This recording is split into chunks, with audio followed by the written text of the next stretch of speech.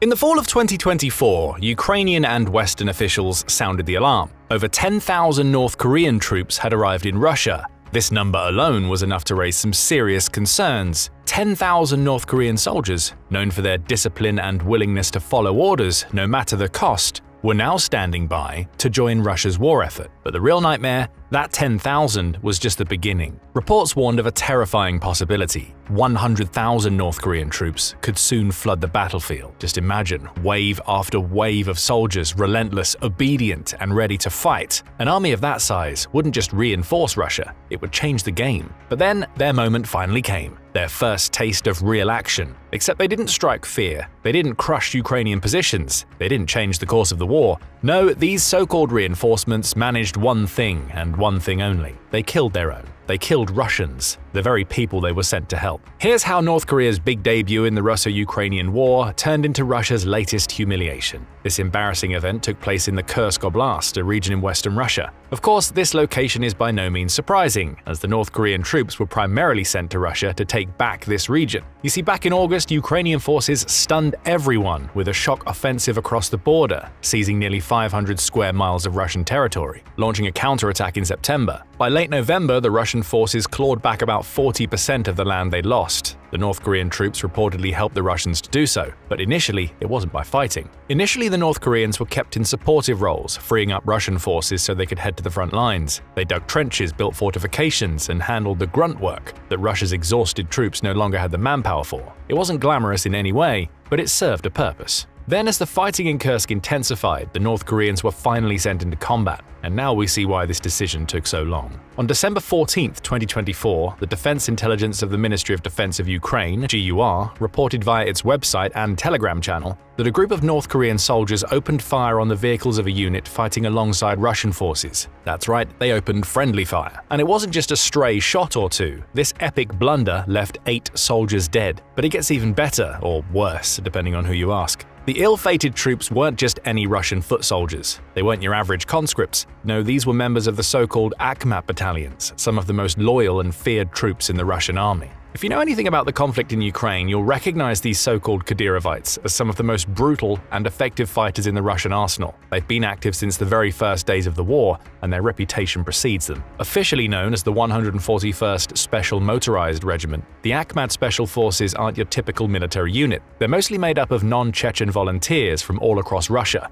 and they're loyal to one man, Ramzan Kadyrov, the Chechen president. Kadyrov, in turn, is loyal to Vladimir Putin, Russia's president. In fact, he's one of his most zealous allies. Under Kadyrov's iron grip, this private army has been deployed across various hotspots of Russia's wars, from Syria to Ukraine. These troops aren't just feared for their ruthlessness in combat, even civilians in Chechnya aren't spared from their brutal methods of keeping control. Accusations of human rights abuses follow them like a shadow. Torture, extrajudicial executions, and abductions are routine under their watch. Prior to the invasion of Ukraine, Kadyrov commanded around 19,000 of these ruthless fighters. In Ukraine, they've served in some of the most dangerous and brutal roles, often tasked with executing deserters or carrying out the most violent operations. Their deployment to the front lines of Kursk was part of a much larger effort to push back Ukrainian forces. These men didn't just fight, they were sent as symbols of Russia's resolve. They were there to hold the line in one of the most contested regions, to prove that no matter what, Kadyrov's forces would keep Russia's foothold intact. And yet, despite all that terrifying reputation, despite their unyielding brutality,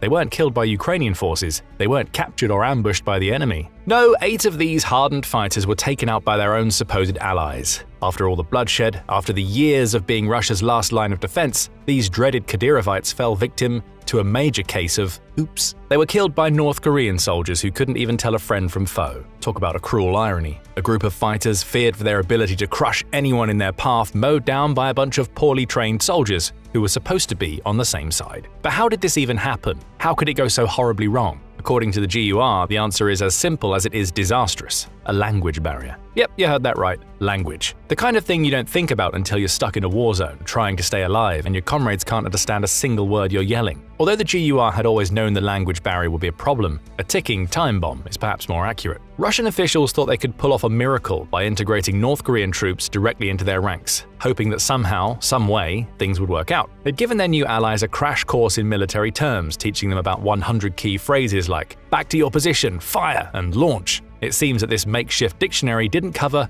"don't shoot your own guys" though. Funny how the basics always get left out. However, to be fair, North Korean soldiers didn't even understand the basic commands they were given. And remember, we're talking about life or death situations. That's why Lee Sung-kwon, a South Korean lawmaker, labeled the language barrier between the Russians and the North Koreans as more than an inconvenience. It was and is a straight-up nightmare. The fact that North Koreans couldn't even understand basic instructions was a disaster waiting to happen. And of course it did. The only surprise is that it took this long. After all, the North Koreans reportedly first saw combat in Ukraine as early as November 2024. Sure, they were only deployed to assist the Marine Corps and airborne forces in the Kursk Oblast. However, given their obvious incompetence, it's almost a miracle nothing disastrous happened straight away. Well, at least nothing that we know of. Joseph S. Bermudez Jr., a North Korean defense expert at the Center for Strategic and International Studies, isn't at all surprised at these developments. He put it bluntly: to conduct combat operations with an allied force that doesn't speak your language presents real problems, and no amount of military glossaries was going to fix that. You simply can't send two armies with zero common ground into battle and hope everything turns out peachy, especially when the language barrier is far from the only issue plaguing this dysfunctional alliance. In fact, this union never really stood a chance. Intercepted audio from October 2024 paints a pretty chaotic picture of the Russia-North Korea partnership from the get-go. In the leaked conversation, a Russian soldier doesn't mince words, complaining that the leaders had no clue what to do with the new North Korean recruits. Even worse, they had to make do with one interpreter for every 30 soldiers, hardly the ideal setup for any operation, let alone a war. The leaked audio, filled with expletive-laden frustration, captures the essence of just how disorganized and ill-prepared this alliance was from the beginning. But given who we're working with, it's no wonder the integration of North Korean troops into Russian forces has been nothing short of a disaster.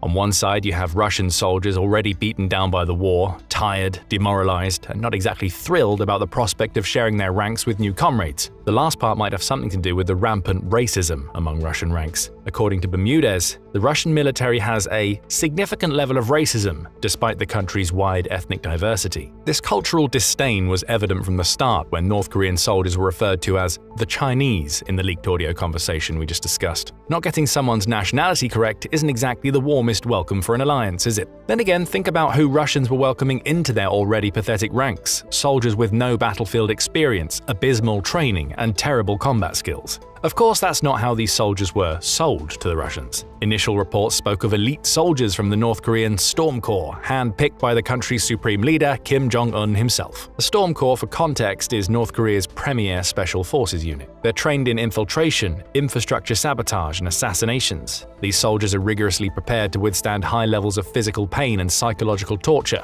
traits that make them formidable in specialized operations. In theory, they are a cut above the rest, ready to face any challenge with resilience. But here's the thing: even if a handful of Storm Corps soldiers were sent to Russia, they represent a tiny fraction of the total number of North Korean troops involved. And even that fraction likely doesn't contain the Storm Corps' finest members, as one North Korean defector put it. Now you might wonder, aren't special forces supposed to be the best of the best by their very definition? Well, yes and no. The Storm Corps, despite being North Korea's elite, is not a small, tight-knit group like the American Navy SEALs or the British SAS. Quite the contrary. The Storm Corps is a massive unit with anywhere from 40 to 80,000 soldiers. That's a far cry from the handful of highly trained commandos you might expect from a typical special forces group. So while they're certainly better trained than most of the North Korean military, they can't compare to the ultra-elite forces you'd find in other countries. It doesn't help that most of the forces deployed to Russia come from regular North Korean military units, as we mentioned. These units, despite their loyalty and indoctrination, have zero real combat experience. To put it bluntly, sending these soldiers to the front lines of the Russo-Ukrainian war is like sending lambs to the slaughter. But how is it possible for almost an entire military of 1.3 million active-duty soldiers to sorely lack battlefield experience? Well, the last time considerable North Korean forces participated in a war was over 70 years ago, the Korean War to be exact. Since then, they've had some overseas engagements, but they have been few and far between, and mostly in advisory or non-combat roles. For instance, North Korean troops were sent to Vietnam during the war, but only a few dozen were involved in direct combat. They also participated in minor roles in the Yom Kippur War and supported the Syrian government during its civil war. However, these engagements, while noteworthy, were limited in scale and scope. The numbers will tell you just how much. North Korea deployed fewer than 100 soldiers to Vietnam, 1,500 to Egypt, and just a handful to Syria and Uganda. Compare that with the 10,000 plus troops now sent to Russia, and you can see the mismatch. That's why experts like Mark Kansian from the Center for Strategic and International Studies, CSIS, describe the North Korean military as thoroughly indoctrinated but with low readiness. The troops being sent to Russia, even those from the Storm Corps, have not had the kind of hands-on, real-world combat experience that is vital on a modern battlefield. This lack of experience, especially when pitted against Ukraine's seasoned soldiers, makes it clear why casualties among these North Korean forces are expected to be brutal, and why killing their own allies is surely not the last error they'll make on this ill-fated deployment. Now, some experts claim that what these troops lack in combat experience they make up for with training, but let's break that claim down, shall we? Sure, the vaunted Storm Corps might have decent training as these soldiers are put through intense physical and psychological endurance drills. They're trained to withstand pain, hunger, and mental torture in drills that would make any human being buckle under pressure.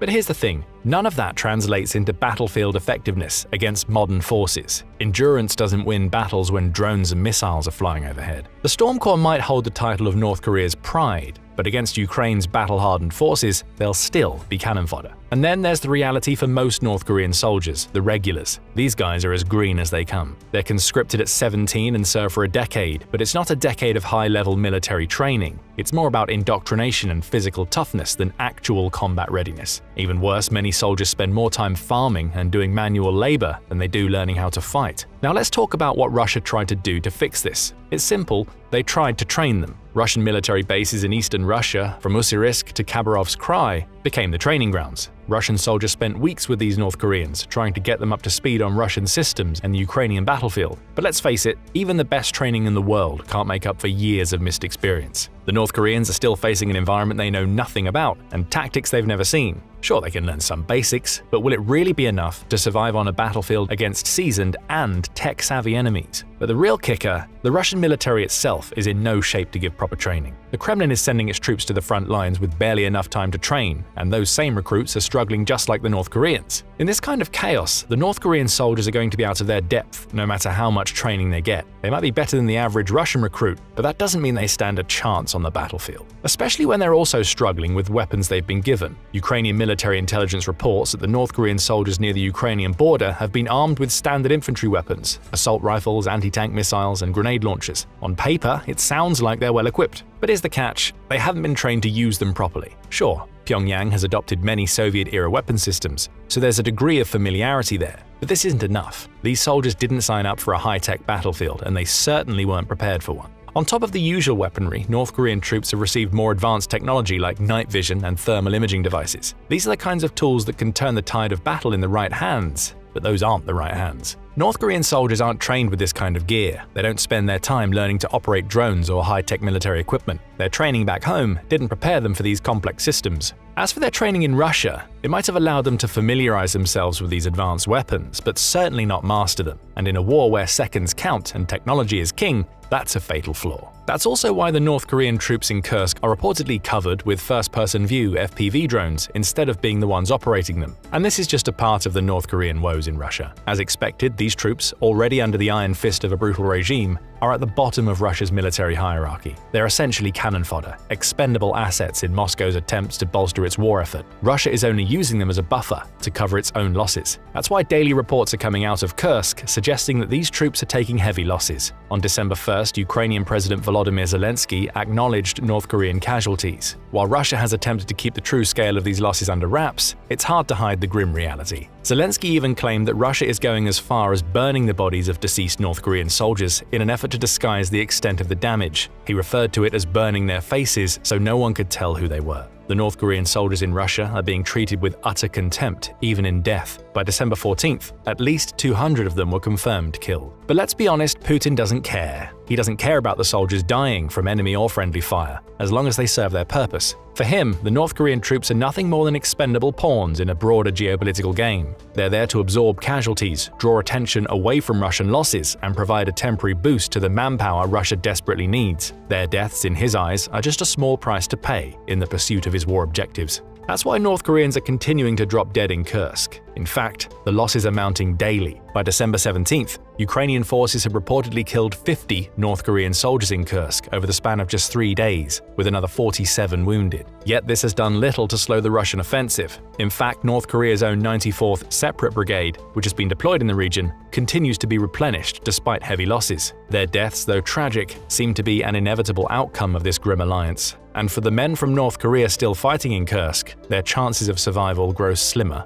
by the day. With this in mind, maybe the accidental killing of Russian soldiers wasn't an accident after all. Maybe it was a message. If we're going down, you're going down with us. Do you see this as a potential scenario? Or are the North Koreans just that incompetent? Since the very beginning of the North Korean troops' involvement in the Russo-Ukrainian war, the reports have been grim. Dog meat for rations, barely any training, and sent straight to die on the front lines. Russia's treatment of these soldiers has been nothing short of monstrous. But now the horror has taken an even darker, more revolting turn. Even in death, these soldiers can't escape Russia's cruelty. Their mutilated bodies are now being burned beyond recognition, faces melted off, identities erased. But what could possibly drive a regime to such barbarity? Watch this video to find out. Unfortunately, there's no exaggeration here. The atrocities we're discussing aren't just rumors or overblown claims. They're confirmed by none other than the Ukrainian President Volodymyr Zelensky himself. In a post shared on X, formerly Twitter, on December 16, 2024,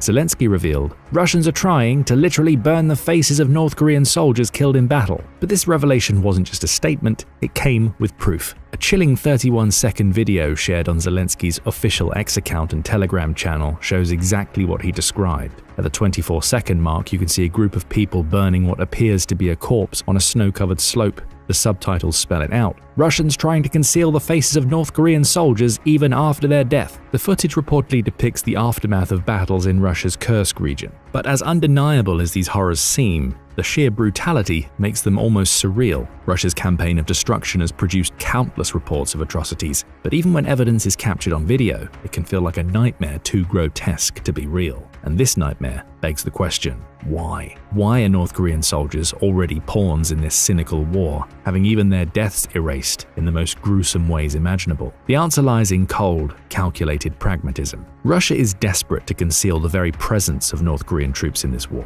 Officially, neither Moscow nor Pyongyang has admitted to their deployment, though both made vague statements defending their right to military cooperation. But despite these desperate and gruesome attempts, the facts are undeniable. Ukrainian intelligence and international observers have confirmed that at least 10,000 North Korean soldiers have been sent to fight in Russia's war, making their presence the largest known involvement in this conflict of a nation not directly impacted. The reason for this secrecy is clear. This alliance is deeply embarrassing for Russia. It's an admission that their own manpower is insufficient to sustain the war effort, forcing the country to rely on one of the most isolated and repressive regimes in the world. By burning the bodies of the fallen North Korean soldiers, Russia might be hoping to obliterate any proof of their participation before it leaks out further. A second potential explanation for this grisly act is an attempt to cover up the massive losses the North Korean troops have suffered. These troops have been brought in to supplement the Russian ranks, which have suffered a mind-boggling 777,720 losses from February 24, 2022 to December 24, 2024, according to the General Staff of Ukraine's armed forces. Now the North Korean troops are also dropping like flies, Russia's President Vladimir Putin is desperate to prevent the world from knowing the true cost of his reliance on foreign fighters. The North Korean troops have reportedly suffered catastrophic losses on the battlefield. Since entering combat in early December, at least 1,000 of these troops have been injured and hundreds more killed. Zelensky puts the toll even higher at more than 3,000 killed or wounded, and the reports from the battlefield paint a shocking picture of how these numbers have skyrocketed in just a matter of weeks. The first reported numbers were relatively small compared to current estimates. For instance, 30 North Korean soldiers were killed or wounded in clashes near the villages of Plekovo, Vorozhba, and Martinovka over a single weekend, according to Ukraine's defense intelligence. Ukrainian special forces reported similar numbers, 50 North Korean troops killed and 47 wounded in 3 days. But it shouldn't be surprising that the casualties have piled up alarmingly fast in Kursk, where North Korean units have been fighting alongside Russian forces. The tactics used by North Korean units are mostly to blame for these massive losses. You see, witnesses report that these troops launched infantry attacks reminiscent of the Korean War, with waves of soldiers advancing in outdated formations. Ukrainian units, well armed with drones and modern weaponry,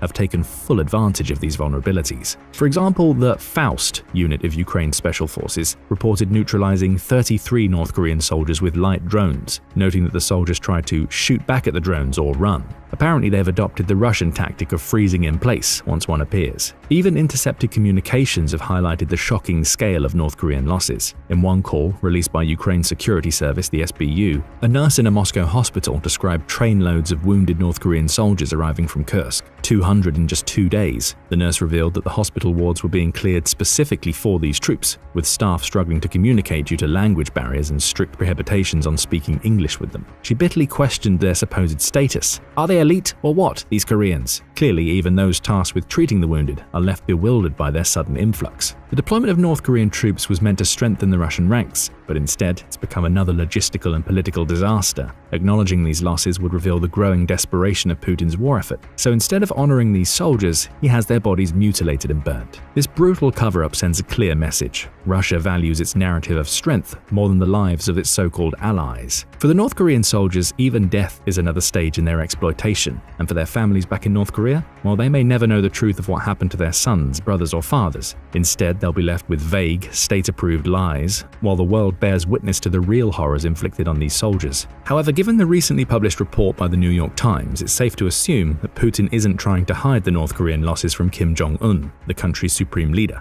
You see, initially Western analysts assumed this unusual alliance between Putin and Kim was Moscow's last-ditch effort to fill the Russian ranks. But as it turns out, the deployment of North Korean soldiers to Russia wasn't Putin's idea after all. US intelligence sources now believe that it was Pyongyang, not Moscow, that proposed the idea of sending North Korean troops to fight in Ukraine. Of course, Putin, ever eager to bolster his faltering war effort, jumped at the chance to accept Kim's offer. Since August 2024, an estimated 10,000 to 12,000 North Korean troops have been sent to the Kursk Oblast, embedding with Russian units in one of the bloodiest theaters of the conflict. But for Kim, sending his soldiers to die isn't a tragedy, it's a transaction. According to US officials, Kim isn't expecting immediate payment. He's playing the long game, banking on future Russian support in diplomatic disputes, crises, and crucially, access to military technology. This cold calculus might also explain why the soldiers being sent to Russia are reportedly not North Korea's best. These troops are poorly equipped, poorly trained, and poorly regarded. Kim likely hand-picked those he deemed most disposable. He always knew their fate. He knew they'd face slaughter on the battlefield. He just didn't care. The truth is, Kim doesn't need to see the burned faces of these soldiers to know they're suffering. He enabled it, and now he's profiting from it. As for Putin, he's not much different. While Kim is playing the long game, Putin is focusing on one thing: survival. And hiding the truth about the North Korean troops is essential in his quest. The world simply can't be allowed to see how desperate he has become. That's why burning the faces of the slain North Korean soldiers is just the latest tactic the Russian forces have used, though it's also the most gruesome by far. In reality, Russia has gone to extreme lengths to hide the identity of the North Korean soldiers and keep their presence in Russia under wraps. This started with their training in Russia. According to Zelensky, North Korean soldiers were even prohibited from showing their faces during training. The Russians tried to erase any video evidence of their presence. That's right, as soon as these troops arrived in Russia, every effort was made to remove any trace of their identity. But it didn't stop there. These soldiers were also given fake military documents with Russian names and birthplaces, as recently revealed by Ukraine's Special Operations Forces. When these forces seized documents from slain soldiers, they found military IDs that were nearly blank. There weren't any stamps or photos. However, the names were given in the Russian manner, and the Republic of Tuva, a Russian republic in southern Siberia, was marked as their place of birth, yet the signatures were in Korean, revealing the deception. In another effort to disguise their identity, North Korean troops were faced to pose as indigenous peoples from Russia's Far East, particularly Buryats. According to Ukraine's military, these soldiers were embedded in Russian units and disguised as locals from the region. They were also provided with documents, trained at Russian military centers, and eventually fully integrated into Russian forces. Of course, none of these tactics helped the Kremlin much, as the Ukrainian, South Korean, and US intelligence quickly uncovered the truth. However, this didn't stop Putin from continuing his ridiculous efforts. That's why Ukraine's Defense Intelligence of the Ministry of Defense, the GUR, reported on December 14th that Russia has implemented strict counterintelligence measures to protect its secret. In areas where North Koreans were deployed, Russian soldiers had to go through special checks. Russia's Federal Security Service, FSB, would also seize phones and other devices to ensure no information was leaked. Their presence was often hidden even from other Russian forces.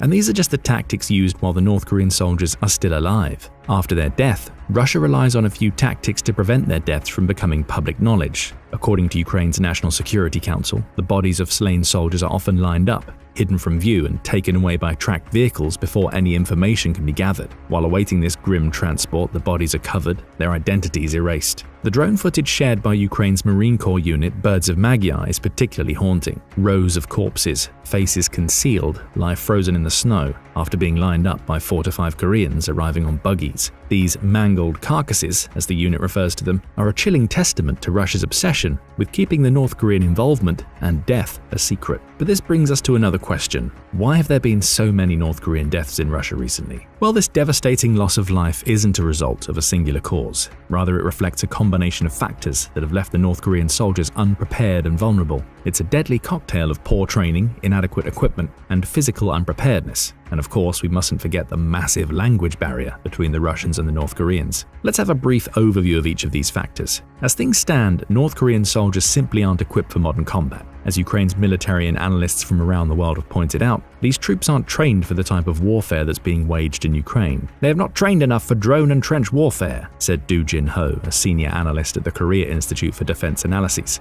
North Korean special forces are primarily trained for sniper missions, urban warfare, and mountain infiltration, skills that are ill-suited for the open, flat terrain of the Ukraine-Russia front lines. The shift from mountain skirmishes to open-field combat in a war dominated by aerial surveillance and drone strikes has proven disastrous for these poorly equipped soldiers. To make matters worse, these soldiers are also poorly trained, both by North Korea and Russia. Reports from South Korean intelligence sources reveal that many of the soldiers received only rudimentary training before being thrown into combat. It certainly doesn't help that North Korean soldiers lack any real-world combat experience. According to Ahn Chan-il, a former North Korean army sergeant, from top to bottom, the North Korean military has had no live combat experiences for decades. This absence of real-world combat exposure left these soldiers ill-prepared for the brutality of the war in Ukraine. Ill-prepared is also the perfect way to describe the physical condition of most of these North Korean troops. You see, North Korea might be one of the world's most militarized nations, with an army of over 1.3 million active personnel, but the reality of life in the military is far from ideal.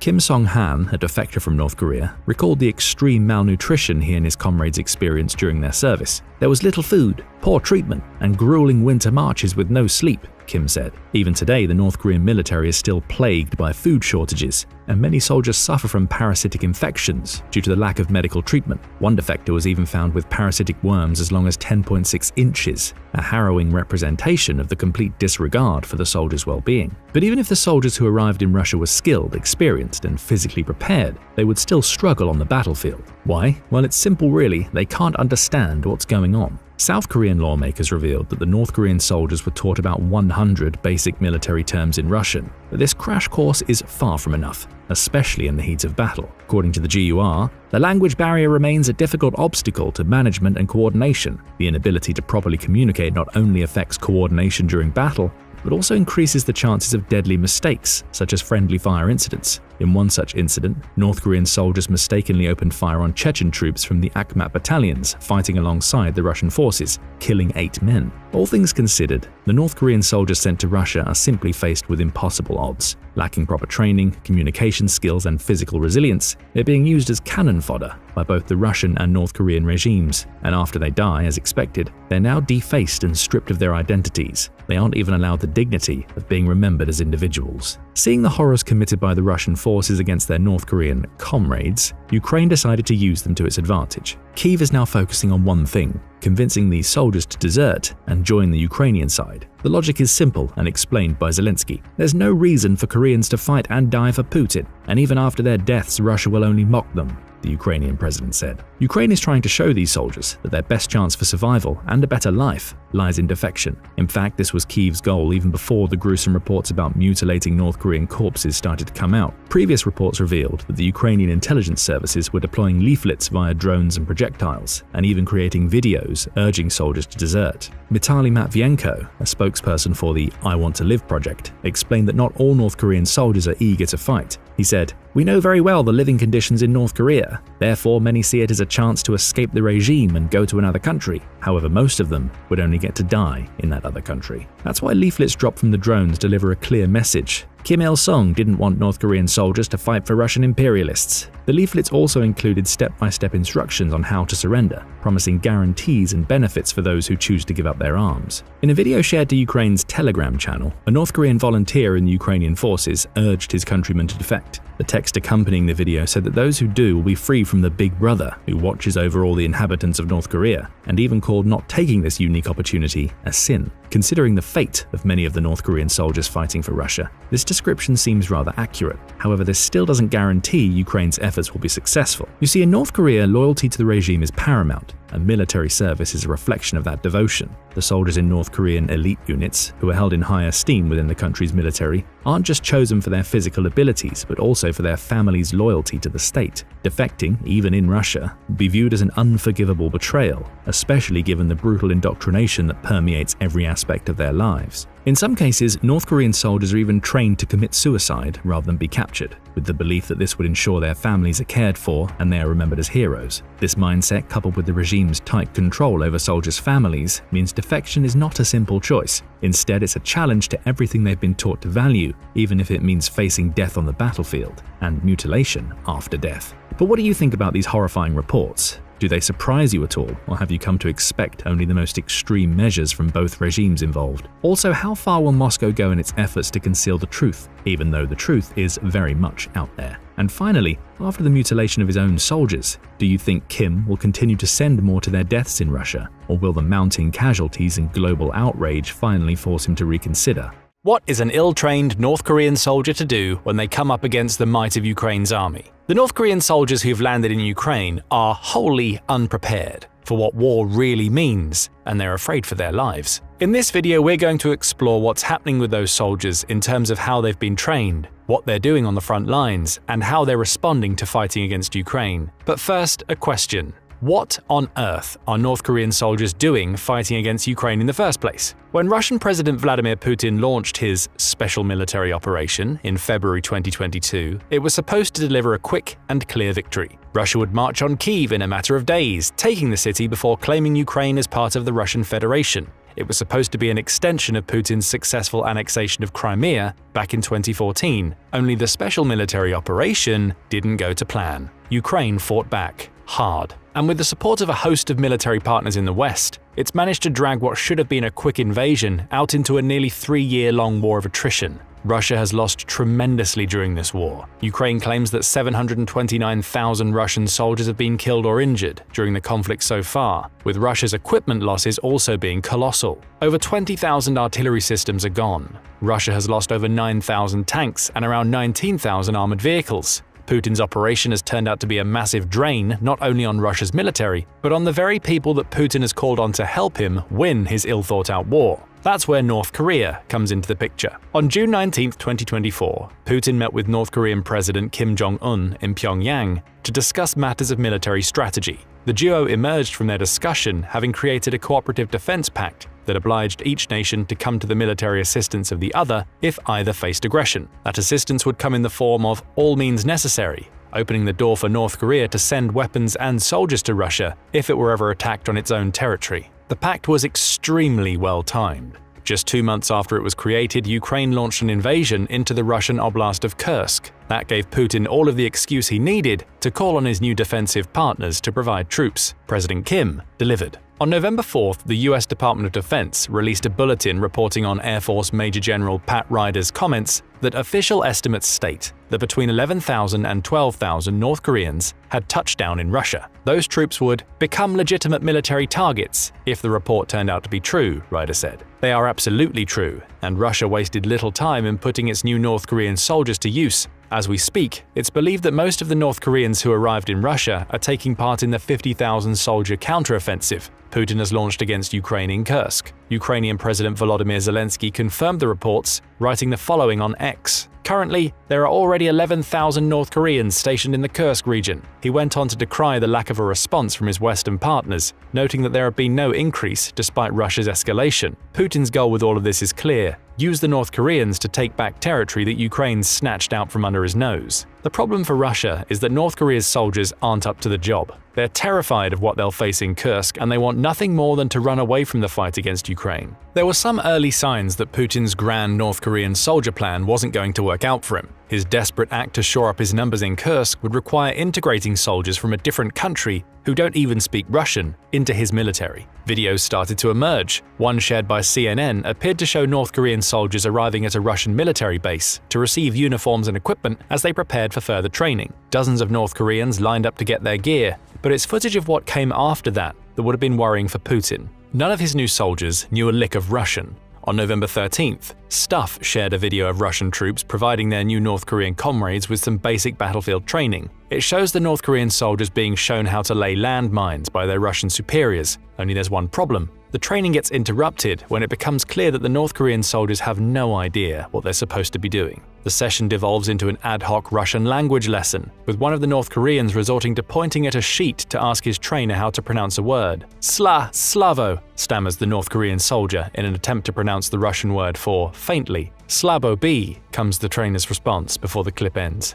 Though only 20 seconds long, the video showcases just how difficult it is for the North Korean soldiers to work alongside their new Russian comrades. They clearly haven't been taught any Russian, and in the case of this landmine training, not knowing the Russian word for gently could have explosive consequences. The video also highlights problems that NBC News claimed the North Korean troops would have on November 16th. Language barriers combined with inexperience would be issues. And worse yet for the Russian soldiers working with these new troops, that combination could damage any chance they have of completing operations successfully. Speaking to CNN, former US National Intelligence Officer for North Korea, Sidney Seiler, laid the problem out. The average Russian soldier is going to say, "What are you doing here? I'm having to hold their hand. I'm tripping over their bodies." What does any of this have to do with North Koreans being terrified of Ukraine? Imagine you're a North Korean soldier. You've trained your entire career under one regime, with all your knowledge revolving around how that regime fights. Suddenly you're plucked out of the military you've always known and placed into a completely different army. You don't know the language, you haven't been taught how to use the weapons that the new army uses, and you have less than a month to learn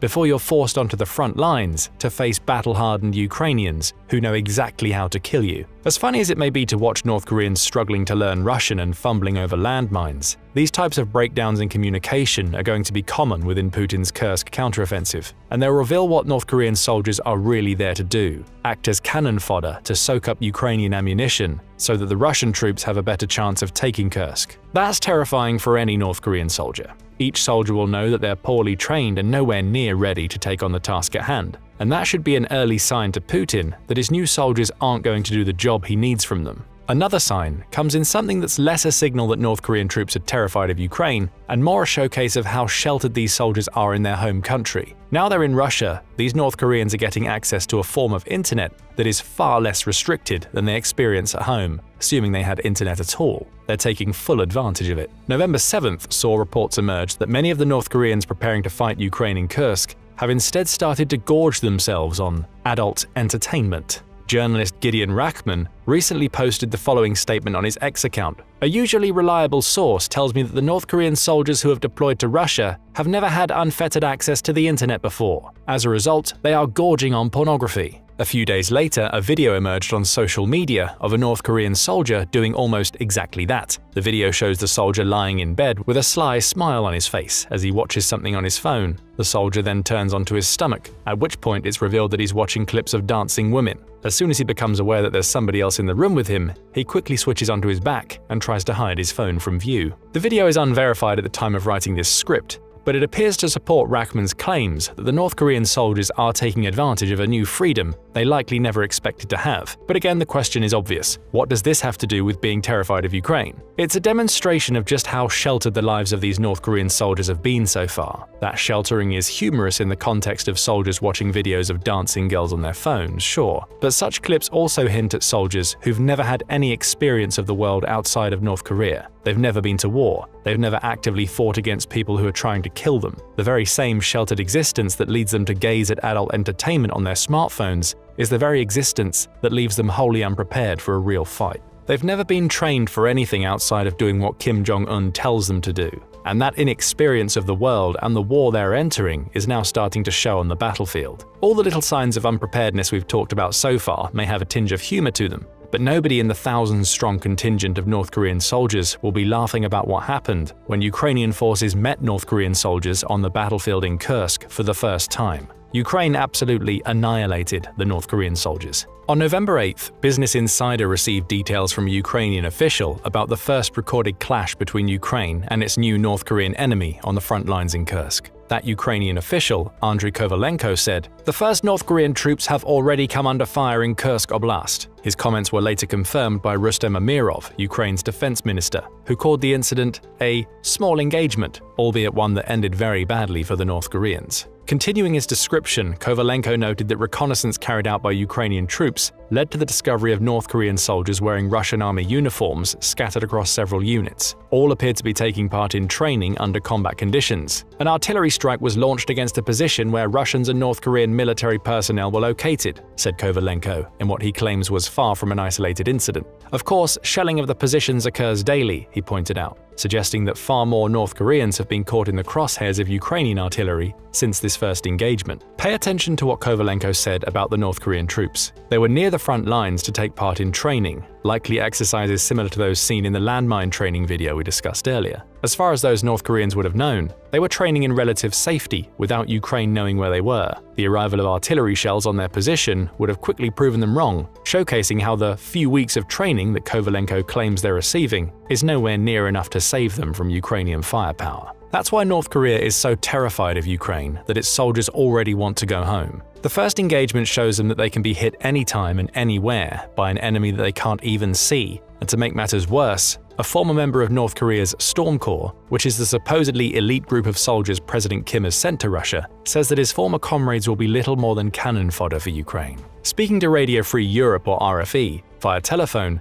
39-year-old Hyun-Sung Lee says that North Korean soldiers will have seen nothing like the war zone they're entering in Kursk before, and he would know. Lee served in a North Korean artillery and reconnaissance battalion for over 3 years, which included 6 months spent training with the Storm Corps. They have never engaged in major conflict, Lee said of his former comrades when speaking to RFE. They don't have any real battle experience. Lee offered some insight into the scant training that North Korean soldiers receive in their home country. Equipment is always a problem for those soldiers. He claims North Koreans don't really train with that equipment when referring to the night vision and thermal imaging devices Russia is reported to have furnished its new soldiers with. In other words, North Korean soldiers have no idea how to use the equipment Russia is giving them. This casts the video of the soldiers trying to figure out how to use landmines in a brand new light. And according to Lee, the basic training those North Korean soldiers are receiving in Russia will turn them into deer in the headlights. They'll become vulnerable to being easily defeated or killed, lending further credence to the idea that Putin intends to use these terrified North Korean soldiers as cannon fodder for his meat grinder. It's so bad for North Korean soldiers that some Ukrainian officials suggest they're likely to suffer a casualty rate of up to 90%.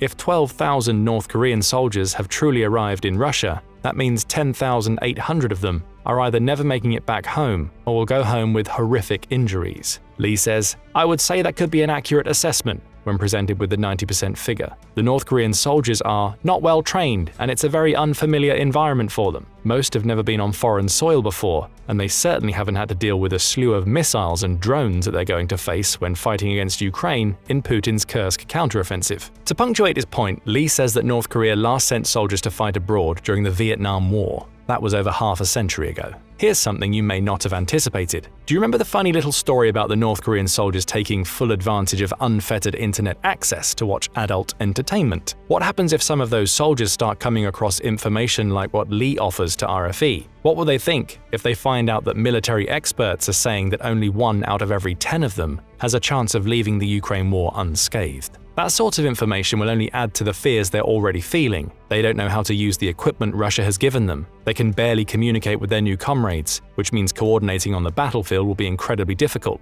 And as Ukraine showed during its first artillery strike against North Korean soldiers, the enemy can hurt these soldiers when they least expect it. The North Koreans have never faced anything like what they're stepping into in Kursk. And it gets even worse for these soldiers. South Korea suggests that Russia is likely to pay each North Korean soldier $2,000 per month for their service. That seems like a major boon in a country where labor laws stipulate that workers must be paid a minimum of $50 per month. These North Korean soldiers might have thought that they were walking into a gold mine if they could make it through Kursk alive, but that isn't the case either. They won't be compensated, Lee tells RFE. Their parents and family won't be compensated either, claims the former soldier, as he points out that most of the money North Korean troops would have earned will end up in the state's pocket. So the North Korean soldiers don't only have to face up to the prospect that they're trying to fight with unfamiliar equipment in a foreign country, against an enemy that's more than capable of killing 90% of them, they also don't even have the chance to make better lives for themselves on the back end. Those who survive will go back to the same lives they've always led, while watching their leader get richer thanks to this new influx of Russian money. That situation will do terrible things for North Korean morale. Add on to all of this the propaganda Ukraine has been sending the soldiers' way. Messages to flee before they are killed are being piped in thick and fast to the North Korean soldiers. Kim believes that many North Koreans in Kursk are going to weigh up their options and come to a simple conclusion: they need to defect. The former soldier believes it's highly likely that many of the North Korean soldiers will defect rather than face the rage of the Ukrainian war machine. And he's been proven right. Desertions have already started happening as Putin launches his counteroffensive. The Kyiv Independent ran a story on October report by Suspilna that suggested that 18 North Korean soldiers had deserted their posts in the Kursk and Bryansk oblasts. The soldiers were apparently stationed within 4 miles of the Ukrainian border, with the motives behind the desertions being unclear. If what we've talked about so far is anything to go by, we can conclude that abject terror lay behind each soldier's decision. The Kyiv Independent says that the Russian commanders attempted to conceal the desertions from their higher-ups, suggesting that the news will be exceptionally embarrassing for Putin and Kim. South Korean news outlet the Hankyoreh offered more details in an October 22nd report. It claims that the North Korean soldiers were simply left in a forest without food or instructions from their Russian commanders for days on end. On the verge of starving while facing up to the prospect of fighting Ukraine, they ran in the hope that they could survive. The outlet also claims that the North Korean soldiers were tracked down several days after deserting, having made it over 37 miles away from their original stations. We don't know what happened to them after being captured. However, an October 24th Business Insider report may offer some hints. It claims that any North Koreans who have been sent to Russia will face harsh measures if they attempt to run away. North Korean defense expert Joseph S. Bermudez Jr., who works for the Center for International and Strategic Studies, claims that North Korea will already have these soldiers on a tight leash. That includes constant oversight by officials from the Working Party of Korea who will file reports on everybody back to the ruling party back home. Are they drinking too much? Are they trying to acquire goods that they can't get in North Korea and send them home? These are all things the officials will look out for, claims Bermudez. And there are even harsher measures in place for would-be deserters. North Korean specialist at RAND, Bruce W. Bennett, says North Korea believes in generational punishment. When the country sends diplomats and similar professionals overseas, they're seldom allowed to bring all of their family with them. It's very typical for the Kims to insist that at least one member of any family operating overseas remain in Pyongyang as a hostage. Think about what that means for the North Koreans in Russia right now. They've been sent to a foreign country without any of their family to support them, and they know that those they have back home are under constant surveillance. One wrong move, one slip-up, could be enough to cause the authorities to punish the people they love the most. And that only shows us how desperate the North Korean deserters are. So terrified are they of what they face in their fight against Ukraine that they're willing to flee regardless of what happens to their families back home. They're stuck between a rock and a hard place. Either fight and likely die as Putin throws them at Ukrainian fortifications in Kursk with barely any training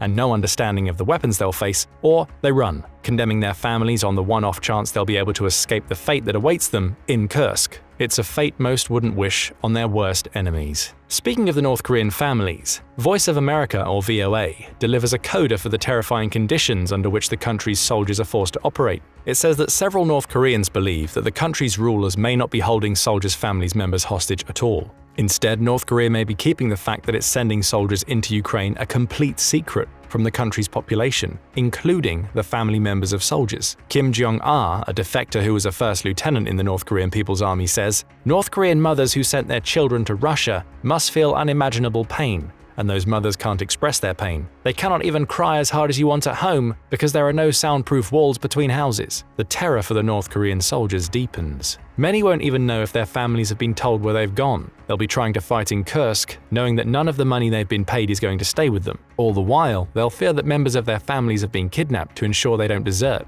Or if VOA is right, they'll be kept up at night knowing that their loved ones don't even know where they've gone, and there's nobody to fight their corners back home. How could there be? The state will crack down on any of their family members who express even the slightest hints of anguish. That constant anguish and anxiety only adds to the fear instilled in them by the prospect of war. These are soldiers who are poorly trained, who have no experience of real-world fights, and have already seen some of their comrades killed by Ukrainian artillery.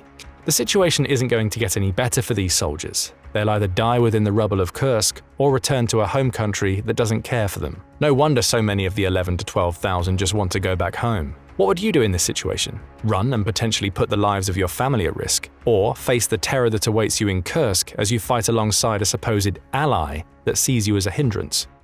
Putin's latest plan to turn the tide in Ukraine? Calling on North Korean troops. Yep, after running out of his own seasoned fighters, he's enlisting soldiers from North Korea, where military experience often involves shoveling fields. The plan is to disguise them as Russian soldiers and hope no one notices. But here's the kicker: some North Korean soldiers are reportedly defecting to Ukraine before they even fire a shot for Russia. Could this desperate alliance be Putin's final misstep, one that ends up arming his enemy instead? And why is North Korea risking its own resources for Putin in the first place? The answer lies in a closer look at how Pyongyang benefits from a weakened Russia. According to the Kiel Institute for the World Economy, NATO countries have provided close to $240 billion in aid from the start of the war in February 2022 to the end of August 2024. The $240 billion is split between direct economic aid and donations in weapons, ammunition, equipment,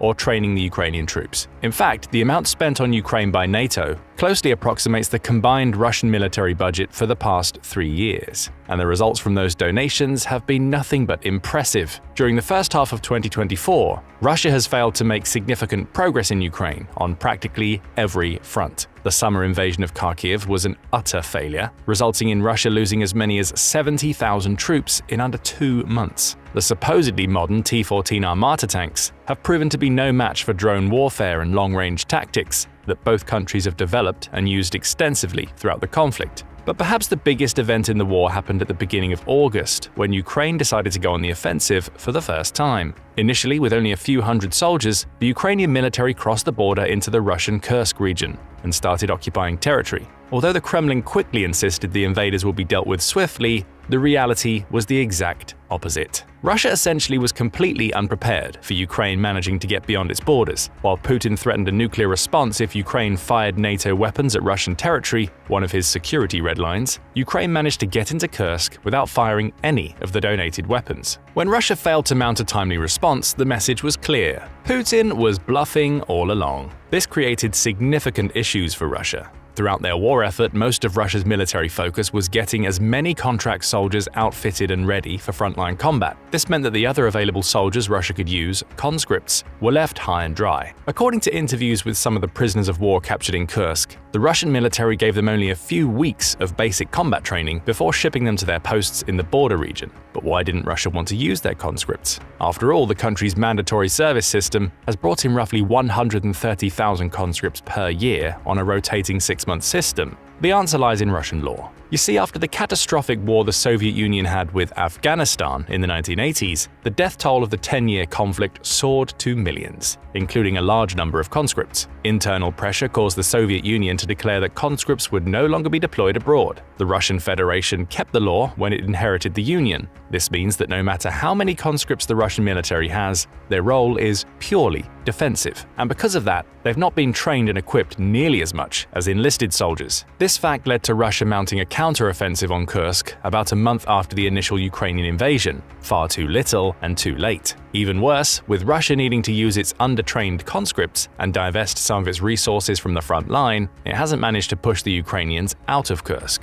By mid-October, reports from the Russian armed forces suggest that only half of the occupied territory has been recaptured. This glacial progress meant that between 120,000 and 200,000 Russians remain forcibly displaced from the Kursk region, potentially escalating problems for the Russian government. The dire situation in Kursk sent Putin searching for answers. One possible solution was to try to leverage other countries to help them more directly, which is precisely where North Koreans come in. North Korea is one of the few countries that has been a long-term ally of both Russia and China, which are in an alliance themselves. Throughout the Russian war effort, North Korea has surged in importance, and for a few good reasons. You see, North Korea has been practically raised from the ground up by Chinese and Russian donations, military aid, and economic aid. Most of the country's military equipment has its roots in Soviet weapons, which it has either used as is or modified. Additionally, the country has relatively advanced ballistic missile and artillery munition production systems, owing to the fact that long-range warfare is practically the only way for it to stay a relevant threat to its southern neighbor. North Korea has attempted more than 30 missile launches in 2023 and a record 64 tests in 2022. Roughly half of those launches were complete failures. The missiles presumably lack any meaningful firepower and defensive capabilities, so there's not quite a reason to worry just yet. But it has still made the country one of the most prolific ballistic missile testers. In fact, North Korea's ability to manufacture weapons and ammunition compatible with Russian platforms is a possible worry. While Russia has proved that its military is not quite at the technological level it needs to be to seriously threaten NATO, one of its best assets is its artillery technology. The most modern self-propelled artillery platforms, like the Tu-S-19, blow their Western counterparts out of the water in pretty much every respect. For one, Russian weapons typically have a much better sustained fire rate, with the newest designs aiming for roughly 10 rounds per minute. For reference, Western weapons typically achieve around 4 to 6 rounds per minute. Second, Russia has been stockpiling its artillery for years, and it's one of their few weapon types that hasn't gone obsolete nearly as fast as others. Considering that some estimates suggest that Russia lost up to 20,000 artillery pieces over the war, but still has plenty of them left, it's easy to see why large numbers might be working for the strategy. When you have enough artillery lined up, you don't have to be terribly precise or have top-notch armor-piercing rounds. A steady barrage of artillery raining onto the battlefield will render Ukrainian troops unable to mount a serious counteroffensive. This tactic is precisely one of the major reasons why Russia has been able to maintain control over the occupied territory in Donbass and slowly push inward, even at a glacial pace. The Ukrainian military might have more advanced weapons, and its ingenious use of kamikaze drones might be able to take out artillery, but the numbers are working in Russia's favor, at least for now. But despite both sides getting the same drones from China, the country is also lending its anti-drone technology to Russia. Meanwhile, Ukrainian drones have a terrible success rate, with roughly only 1 in 10 drones making it to its target, and that leaves Russia's artillery free to wreak havoc across the battlefield. This brings us back to North Korea, which has ramped up its production capacities to manufacture artillery rounds that Russian weapons can use. A South Korean report from February 2024 suggested that North Korea may have sent Russia as many as 9 million 152mm artillery shells in the previous 6 months, and there's no reason to believe that trade has stopped, or that there aren't shipments to Russia that were unaccounted for previously. Simply put, North Korea has allowed Russia to stay relevant in the war by enhancing one of its few advantages. But what does North Korea get out of the deal? While the agreements between Russia, China, and North Korea are not publicized, it's safe to say that the most likely scenario is Russia sending food supplies and other vital items to North Korea in return. If that wasn't enough, North Korea and Russia signed a mutual defense pact in June this year, vowing to defend each other's borders. At the time, this was only a blip on the radar of world news, considering that neither country was actually territorially threatened. But then the aforementioned invasion of Kursk happened. Ostensibly, Putin is now leveraging that as an opportunity to bring North Korea even deeper into the war. To that end, a South Korean report from October 15th suggested that 3,000 troops were spotted being moved from North Korea to Russia, presumably to be deployed somewhere in its territory. A subsequent report by Ukrainian intelligence has increased the number of troops to 10,000. Additional reports have suggested that the first batch of North Korean troops would contain up to 12,000. And where are all these people going to be deployed? Yes, you guessed it, Kursk. With Putin insisting the invasion means that Russian territory is threatened, rather than invoking one of his red lines that he says justifies the use of nuclear weapons, employing North Korea seems to be a middle ground solution. An infusion of 50,000 or more soldiers in Kursk would allow the Russian military to get a reprieve from combat in that region. Essentially, Russia plans to use North Korean troops for its defensive measures in border regions. This plan has a few major flaws, but let's first discuss the actual state of the troops that North Korea is sending to Russia. One of the ways that North Korea has been able to project any kind of military threat to South Korea in the past decades was due to the country's frankly overzealous mandatory military service requirements. North Korean men are required to serve in the nation's military for up to 8 years, while women serve for 5 years. These requirements are somewhat of an improvement from a few years ago when men had to be in the country's military for a full decade. The mandatory conscription means that North Korea keeps a standing army of around 1.3 million soldiers, which is practically on par with the US armed forces in terms of manpower. Additionally, some reports suggest that North Korea can conscript roughly 8 million people into the army on short notice in the event of a large-scale conflict. These numbers indicate that the 10,000 to 12,000 troops that North Korea has sent to Russia so far are practically a drop in the bucket compared to what it could send. This means that Russia might receive more and more soldiers as time goes on. But as mentioned, there are a few issues with this. First, while North Korea keeps a large standing army, its military is based on Soviet-era practices, and it's assumed that most of its equipment is decades behind modern Western or even Russian militaries. While North Korea and South Korea are technically still involved in the Korean War, actual fighting stopped in 1953 when the armistice of the North Korean War was signed. After that, North Korea became increasingly isolated from the rest of the world, keeping its relations confined to its closest allies like China and Russia. Therefore, the country's military doesn't have any real-life combat experience, and the only people in the country who did died a long time ago. This means that even if the soldiers North Korea sends to Russia are the cream of the crop of its country's military, that bar is so low that the soldiers are unlikely to fare much better than Russian conscripts anyway. North Korean defectors in South Korea have claimed that the average soldier suffers from food shortages, malnutrition, and possibly a lack of modern combat training. Secondly, the soldiers that North Korea has sent are unlikely to speak any Russian, which is primarily used in the Russian military. This creates a potentially insurmountable communication barrier between them and the native Russian forces. The reports of North Korean movements suggest that around 500 officers and 3 generals have joined the troops. Additionally, Ukrainian intelligence intercepting Russian communication suggests that there should be 1 interpreter and 3 officers per 30 soldiers that North Korea is sending. They are the ones likely to be serving the role of middlemen between the 2 countries' respective ground forces. But as you might have noticed, the number of troops on the move and the number of reported officers don't match the intelligence. And there's no mention of civilian or even military interpreters in any of the reports from South Korea or Ukraine about troop movements. That means that the Russian military might still be expecting more troops to come from North Korea, or that it needs to pull some of its own men from other units to act as senior officers or interpreters for the new forces. Either way, the lack of communication between Russian and North Korean soldiers on the ground means that they are unlikely to be as effective as they should be in the first place. Finally, North Korea doesn't typically allow its people to leave the country without an incentive to keep them chained to the motherland.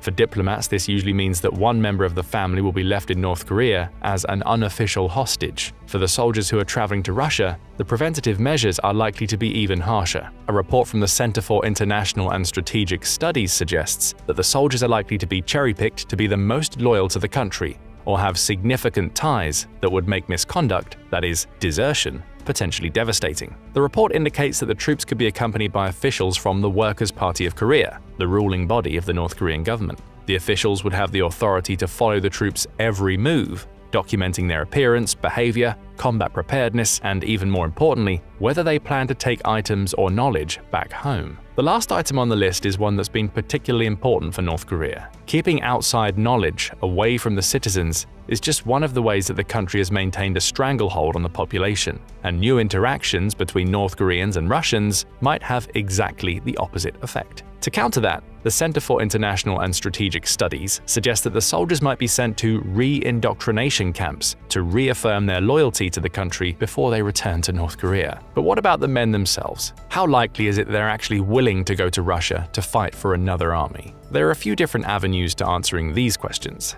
As mentioned, there's a high possibility that the soldiers sent to Russia are going to be among the most loyal and capable, making them relatively safe bets to stick around in the army and then return back home, if they don't die in the process, which is more likely. For these troops, going to Russia presents a unique opportunity to get out of North Korea to gain prestige and higher social standing, including better job opportunities back home. Even the families of people who died in the war in Russia might get significant benefits, social respect, and advantages. Additionally, working outside of the country will give these people an opportunity to earn significantly more than they could at home. Based on interviews with previous defectors, the average soldier earns less than $1 per day. Yep, that's right, a single dollar. The deal with Russia, where the country will pay a regular Russian soldier's salary to North Korea, stipulates that only 10 to 15% of that will be given to the soldier. Even then, a year on the battlefield will net a soldier somewhere between $1,500 and $2,500, which is practically a fortune in North Korea. This could result in many more young men volunteering to serve in Russia, despite more than likely being constantly under surveillance by North Korean authorities. The chance to experience another country and earn significantly more money than back home is practically a siren's call.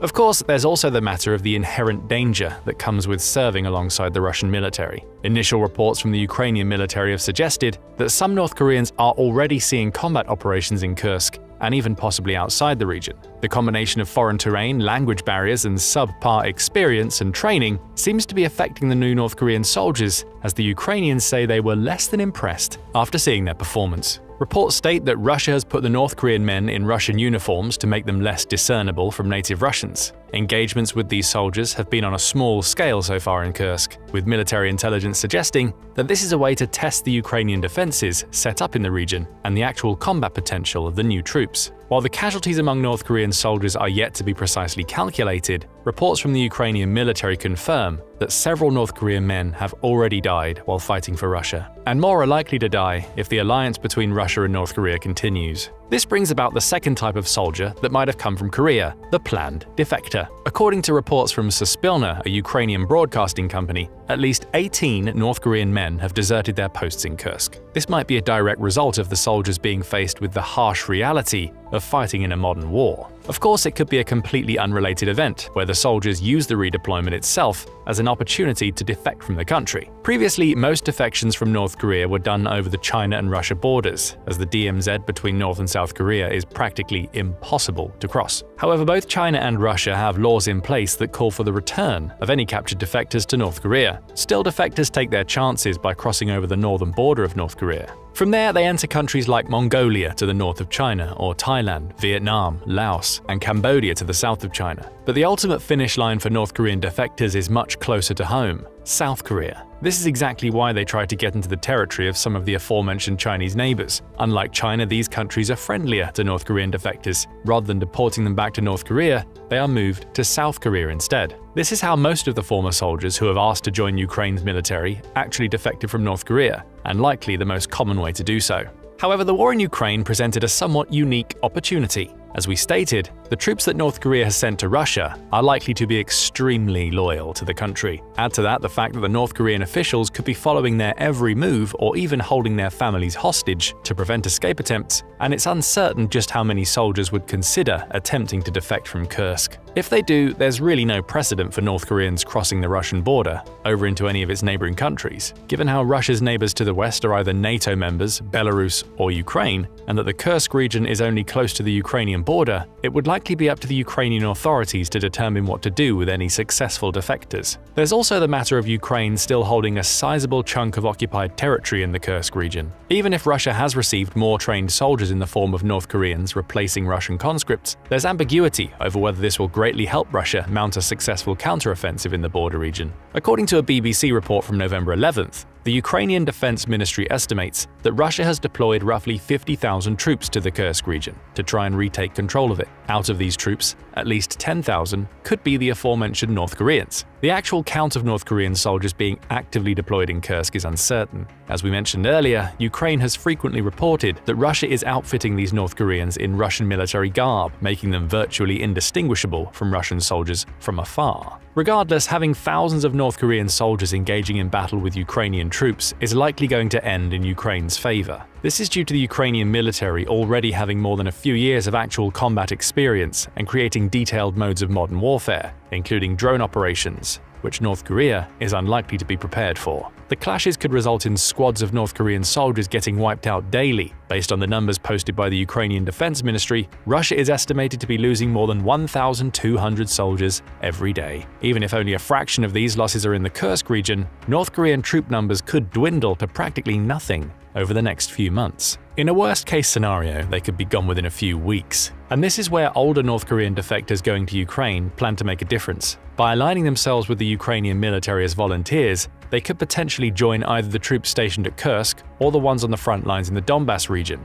While most of the 200 ex-military men are unlikely to be fit for service anymore, they could use their experience of serving in the North Korean army in other ways. A North Korean spokesperson from the group mentioned that their mere presence in Ukraine would be a psychological weapon that could be used against fellow North Koreans in Russia. They could be examples of the benefits North Korean soldiers who dare defect and cross over to the Ukrainian side could see. The volunteers could act as interpreters and broadcast messages that specifically target the North Korean members of the Russian military. This would create a double loss for Russia, in a way. If the North Korean defectors working for Ukraine manage to persuade their compatriots stationed in Kursk to leave the Russian military altogether, it could put a dent in Russia's plans to retake the region with foreign forces. But more importantly, it would show Russians that North Korean soldiers might not be as reliable to them as it would first seem. This could potentially damage the relationship between Russia and North Korea, which might have devastating consequences for both nations. The planned mutual defense agreement between the countries hinges on the fact that North Korea can provide something of value to Russia. Before the North Korean troops were deployed to Kursk, this value came in the form of regular artillery ammunition shipments.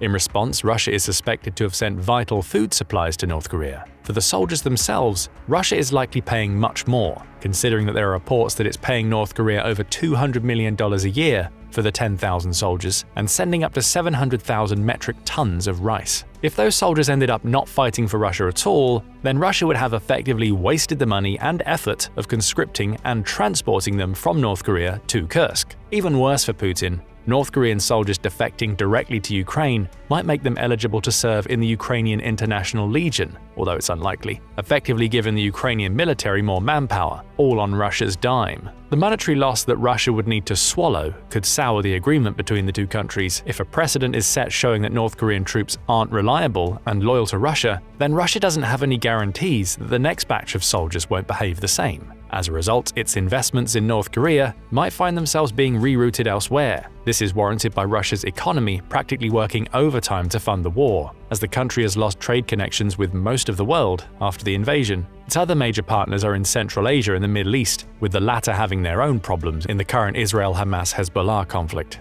But the more important aspect of North Koreans defecting from Russia would be the devastating reputation loss that both countries would suffer. North Korea has been making waves in global geopolitics, particularly due to its rising ballistic missile technology level and extreme militarization capacity. But the country has been practically shielded by alliances with Russia and China. If the Kremlin sees that its investment in North Korea is not bearing much fruit, even though North Korea is fulfilling its end of the mutual defense agreement, then one part of that alliance might be over. The situation with China isn't much better. China has been a relatively silent ally of Russia for the past 30 months or so.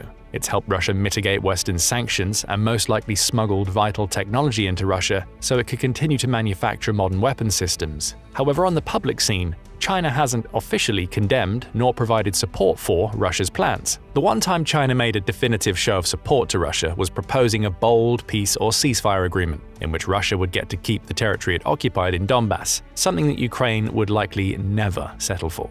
China knows that its alliance with Russia is on thin ice. With over 30 months of warfare, Russia is slowly losing the ability to funnel its natural resources into China, a trade deal on which the entire China-Russian relations actually hinge, rather than some geopolitical camaraderie. And if the war in Russia continues to rage, countries that have been cooperative with China might start looking toward NATO or its allies. This could lead to China losing valuable trade agreements in the long run. The presence of North Korean troops in Russia further complicates matters. As long as these troops stay in Kursk, Putin is technically justified in calling for a mutual defense agreement between Russia and North Korea. However, if the Russian military makes a misstep and deploys North Korean soldiers on the front lines in Donbass, it would translate to nothing short of North Korea also declaring an aggressive war on Ukraine. This could possibly set NATO on a path to do the same, directly sending its own military to Ukraine in response, or ramping up its military equipment donations to the country. If Russia doesn't play this carefully, it could inadvertently drag both North Korea and China into war not only with Ukraine, but with NATO and its various allies.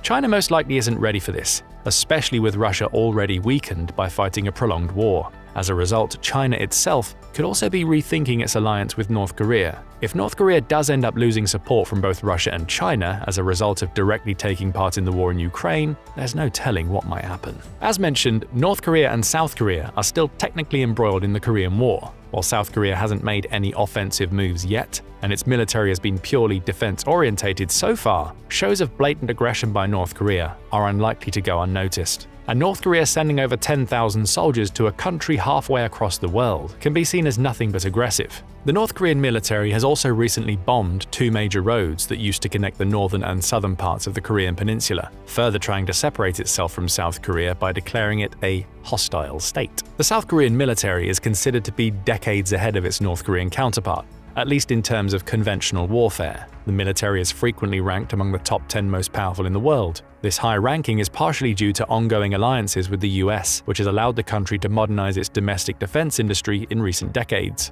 Thus, South Korea has become the world's 9th largest weapons exporter. The bulk of the country's military development efforts are put into creating an insurmountable defensive force, spurred by the fact that Pyongyang and Seoul are just 120 miles away from one another. South Korea's military has fewer active personnel but probably more reservists, since it has has a similar mandatory military service requirement to North Korea, albeit with shorter service durations. This means a potential renewal of the Korean War would see the South Korean military outnumbered but still maintain a clear technological advantage in conventional warfare. Of course, there are worries that North Korea has been developing nuclear weapons, especially considering its proclivity to conduct missile tests by the dozens each year. South Korea currently doesn't have nuclear weapons on its own, relying on the US nuclear deterrence systems for protection. However, the recent shifts in the US foreign policy, which are likely going to move away from South Korea with President-elect Donald Trump being reinstalled in January, could mean that South Korea might start planning to develop its own nuclear weapons. This would mean that China would see yet another nuclear country in its vicinity, further discouraging it from supporting North Korea openly.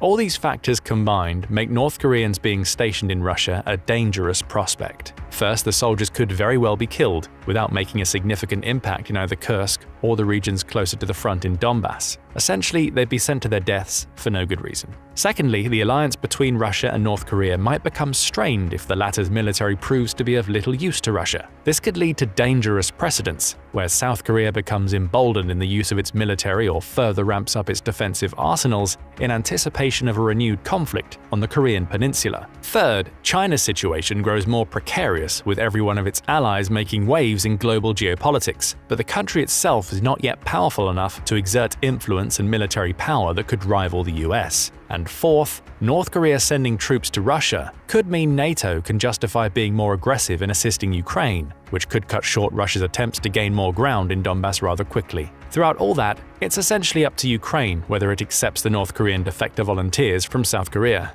If those new additions can make a difference in Kursk by directly making North Korean soldiers defect from Russia, it could lead to a series of events that inevitably turn the war in Ukraine's favor and damage Russia and China's reputation in global geopolitics. And they could also make a real difference by potentially saving thousands of lives. What do you think? How will the relationship between North Korea, Russia, and Ukraine progress in light of these events? Let us know what you think in the comments, and thank you for watching. The war in Ukraine isn't just about Russia anymore. North Korea has entered the fight, sending thousands of troops to Kursk, but Ukraine isn't backing down. In fact, it has a plan to stop them before they can even join the battle. Between 10,000 and 12,000 North Korean soldiers arrived in October, and their presence has everyone talking. Russia is counting on them to retake Kursk. China is uneasy about this risky move, and NATO is stepping up its support for Ukraine. But Ukraine isn't intimidated, it's prepared. Instead of relying solely on firepower, Ukraine is turning to psychological warfare, a strategy designed to break the North Koreans' will to fight without ever meeting them on the battlefield. Early reports suggest the strategy is already working, with North Korean officers among the casualties and damaged equipment piling up. But can Ukraine's bold plan really succeed, or will these new troops make a difference for Russia? Let's take a closer look at Ukraine's psychological warfare tactics and why they might just win the day. The actual campaign that Ukraine has developed is an extension of an existing one called I Want to Live. We'll circle back to the origins and the effects of the campaign itself a bit later, as it was developed to be used against Russian soldiers and implemented differently. For use against the North Koreans, the campaign is relatively simple. The Ukrainian military will dispense a series of leaflets in Korean, complete with illustrations of the possible ramifications of the troops going into the battlefield. The leaflets will also provide detailed instructions on how to surrender when spotted by Ukrainian soldiers and drones. North Korean troops will be prompted to lie down with their faces to the ground, drop their weapons to the side, and hold a white sheet, or the leaflet itself. The leaflets are ostensibly going to be mass-printed and carried by the Ukrainian military everywhere they go in Kursk. Additionally, drones can be used to airdrop the leaflets behind enemy lines, targeting notable military compounds and training grounds that the Ukrainian intelligence has identified throughout Kursk and the neighboring regions. Ukraine is also taking a more direct approach to psychological warfare by employing South Korean experts. They could devise more comprehensive plans on how to reach the North Korean soldiers directly and bypass their higher officers. The officers could be there on the battlefield to provide control and oversight, then directly report to the North Korean government. These reports are likely influencing how the soldiers are being treated. If a soldier is found to be dodging their duties, a report might mean that their family would be in danger of being imprisoned in deadly prison camps. This would make them resistant to accepting any kind of foreign aid, lest officers believe they are defecting from the fight. This means Ukraine needs to develop a somewhat unique approach to influencing North Koreans, permitting the soldiers to surrender in a way that seems believable and without reproach from their commanding officers. This puts a few wrenches in the campaign and is likely why the program needed to diverge a bit from its Russian-oriented roots. One plan so far seems to involve drones in another way. Small commercial drones that could be fitted with speakers and repeat messages of what will happen to the North Korean forces in the oncoming days. If the Ukrainian intelligence is specific and accurate enough, they might be able to predict larger confrontations. Then the campaign would direct them towards certain actions, such as listening to orders just enough while incorporating Ukrainian directives. Essentially, it will be a weaponized form of malicious compliance. It could create enough openings for troops to surrender peacefully while being in the right place at the right time. Alternatively, the campaigns could use drones to constantly create diversionary campaigns during downtime. Contrary to popular belief, no part of the battlefront sees constant action. Fighting between Russians and Ukrainians is typically done in short bursts, with smaller campaigns pushing for more ground, which doesn't last long. Even then, soldiers might hunker down in trenches and wait for something to happen, or for more direct orders on movement or actions. The downtime is the perfect opportunity to manipulate enemy troops, especially if they're already on the front line. The drone warfare in the conflict is so extensive that most units probably recognize the sound of small aerial drones approaching them. If those drones deliver messages for Russian and North Korean troops to surrender,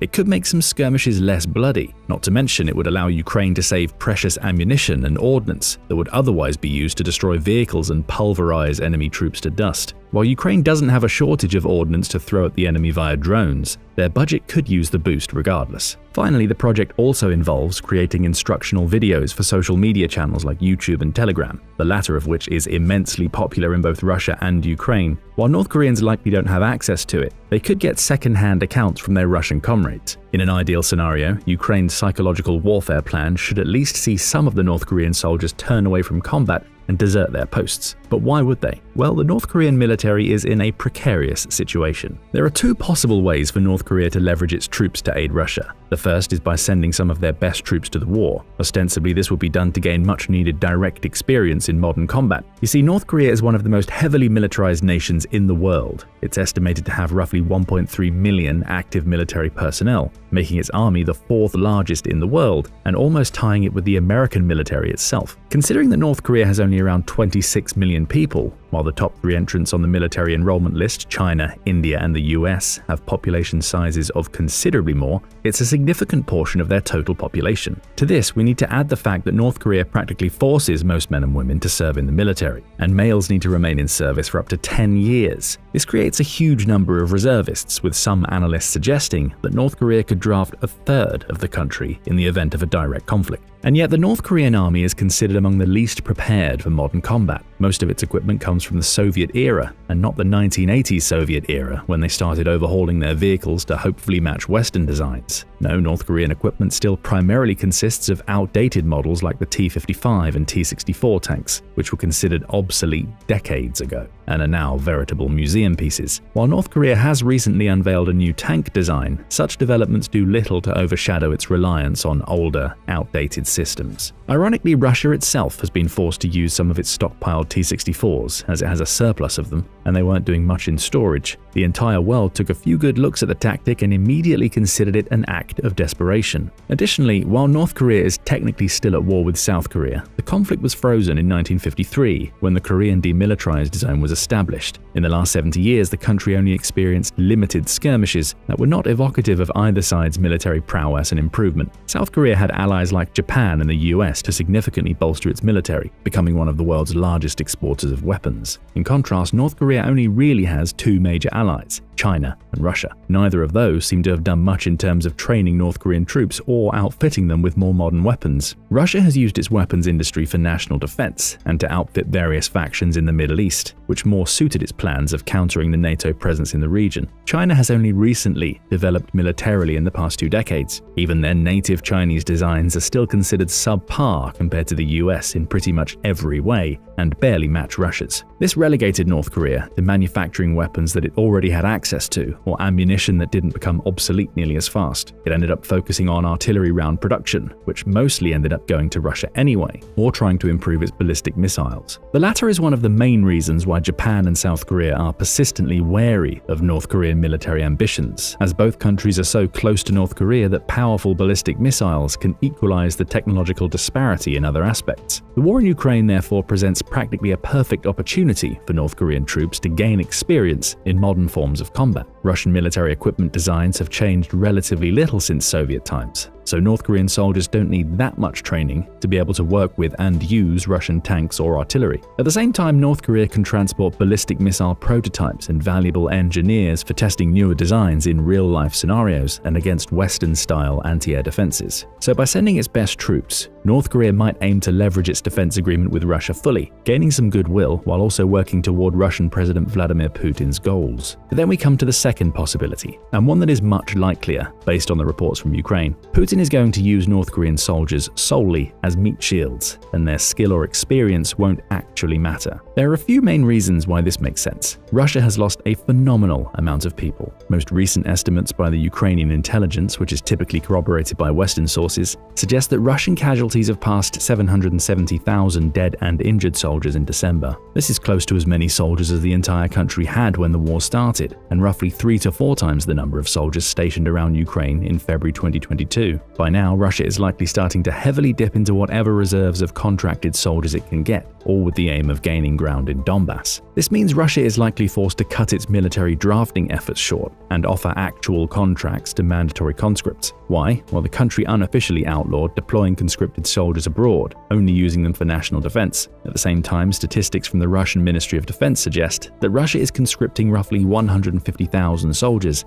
every 6 months. These soldiers technically have to go through a full year of service when they're considered conscripts and can't be used in the Ukrainian mainland. Previously, Russia stationed them in regions around Ukraine, which turned out to be a disaster when the Ukrainian army decided to invade Kursk, and the conscripts let them enter practically unopposed for 3 weeks. But now Putin may have run out of options and could start dipping into conscripts and reserve soldiers, offering ludicrous salaries for them to go to Donbass and try to push deeper into Ukraine. That leaves Kursk unmanned, which is where the North Korean troops come in. The wording of the Russian-North Korea defense agreement, which was signed in June 2024 and ratified in September, implies that North Korea is only obligated to come to Russia's defense if the latter's territory is directly threatened. This allows Putin to justify putting North Korean troops only in Kursk, as it belongs to Russia, since deploying them to Ukraine itself would likely create a series of international responses from NATO, its allies, and even China. But that's where the second problem comes in. Regardless of their training in the North Korean forces, the soldiers are, objectively, not going to be as well trained or equipped as Russians. Reports from North Korean defectors who were in the country's army a few decades ago pointed out that the average soldier is barely getting paid, has little access to food and water, suffers from near permanent malnutrition, likely can't get proper healthcare, and is often forced to work agricultural or construction work by the government's demands. These factors don't make a good soldier in any country, let alone one that presumably has military technology far below modern Western countries. As such, Putin likely doesn't count on or expect much from the North Korean troops. Instead, his tactic might just be to let them loose in Kursk with minimal actual orders and hope they soak up some of the bullets or ordnance that Ukrainians throw. After all, there's no mention of how many troops North Korea actually planned to send to Russia. Russia is paying the average monthly salary for each soldier it receives, with most of it going straight to the North Korean government. This is a huge incentive for North Korea to just keep sending more and more soldiers whenever possible, likely after the first batch has seen actual combat. Then there's the final part of the puzzle. North Korean forces know neither Russian nor English, the two main languages used in the Russian military. This is bound to cause significant tension between the Russian military and its North Korean additions. According to Ukrainian intelligence on Russian training sites for the incoming troops, the soldiers posited that North Koreans would need dedicated translators or constant supervision from higher officers for any meaningful transference of concepts and tactics. Without them, the Russian forces would likely only be able to teach them the basics and rely on simple commands and hand signals. This could severely detract from their actual performance in combat, leading to potentially devastating mistakes such as mispositioning or even friendly fire. And that final part is where Ukraine can swoop in. With drones blaring messages in Korean, the North Korean troops might grab onto them as a lifeline,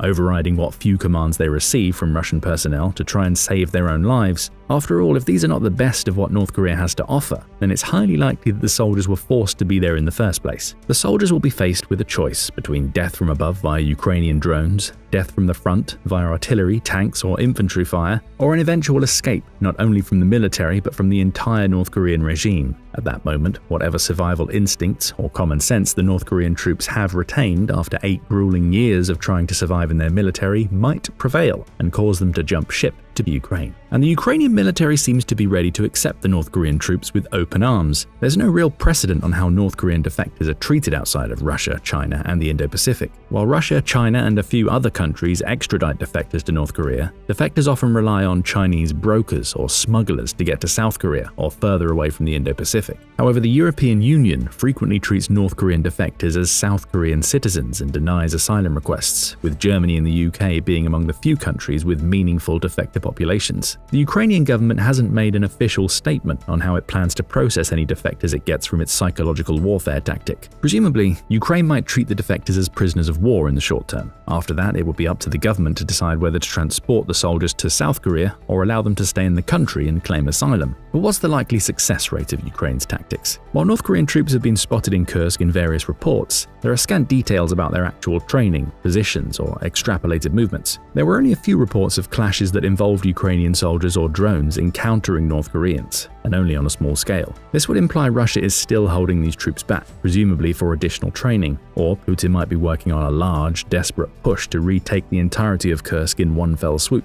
It's one tactic, and it likely won't work as planned, but there's no telling how Russia's military strategy might be conceptualized at this point. This means we're left with pretty much no meaningful details on the possible effectiveness of the I Want to Live project aimed at North Koreans, but we can extrapolate from its previous efforts directed at Russia's own military. The I Want to Live project is much more varied when it comes to trying to swerve Russian soldiers out of the military. It's a multi-pronged approach that contains a detailed website and a hotline service that Russians who are deployed or scheduled to be deployed in Ukraine could contact for assistance. Then the Ukrainian operators would get their details and try to create an extraction point inside Ukraine where the soldier could leave the Russian military under the pretense of being captured. As you can see, the tactic for North Koreans might be strikingly similar to the original plan for Russians, even if the contact medium is slightly different. Regarding the actual success rate of the campaign over the past 3 years, the matters get slightly more complicated. The pervasiveness of the campaign certainly aligned with the expectations, with an estimated 35,000 Russians contacting the service as of May 2024, while the website received around 50 million visits, although the latter is a much less useful metric to track. By the same month, around 260 people were extradited from the Russian military, with some believed to have decided to leave the country completely,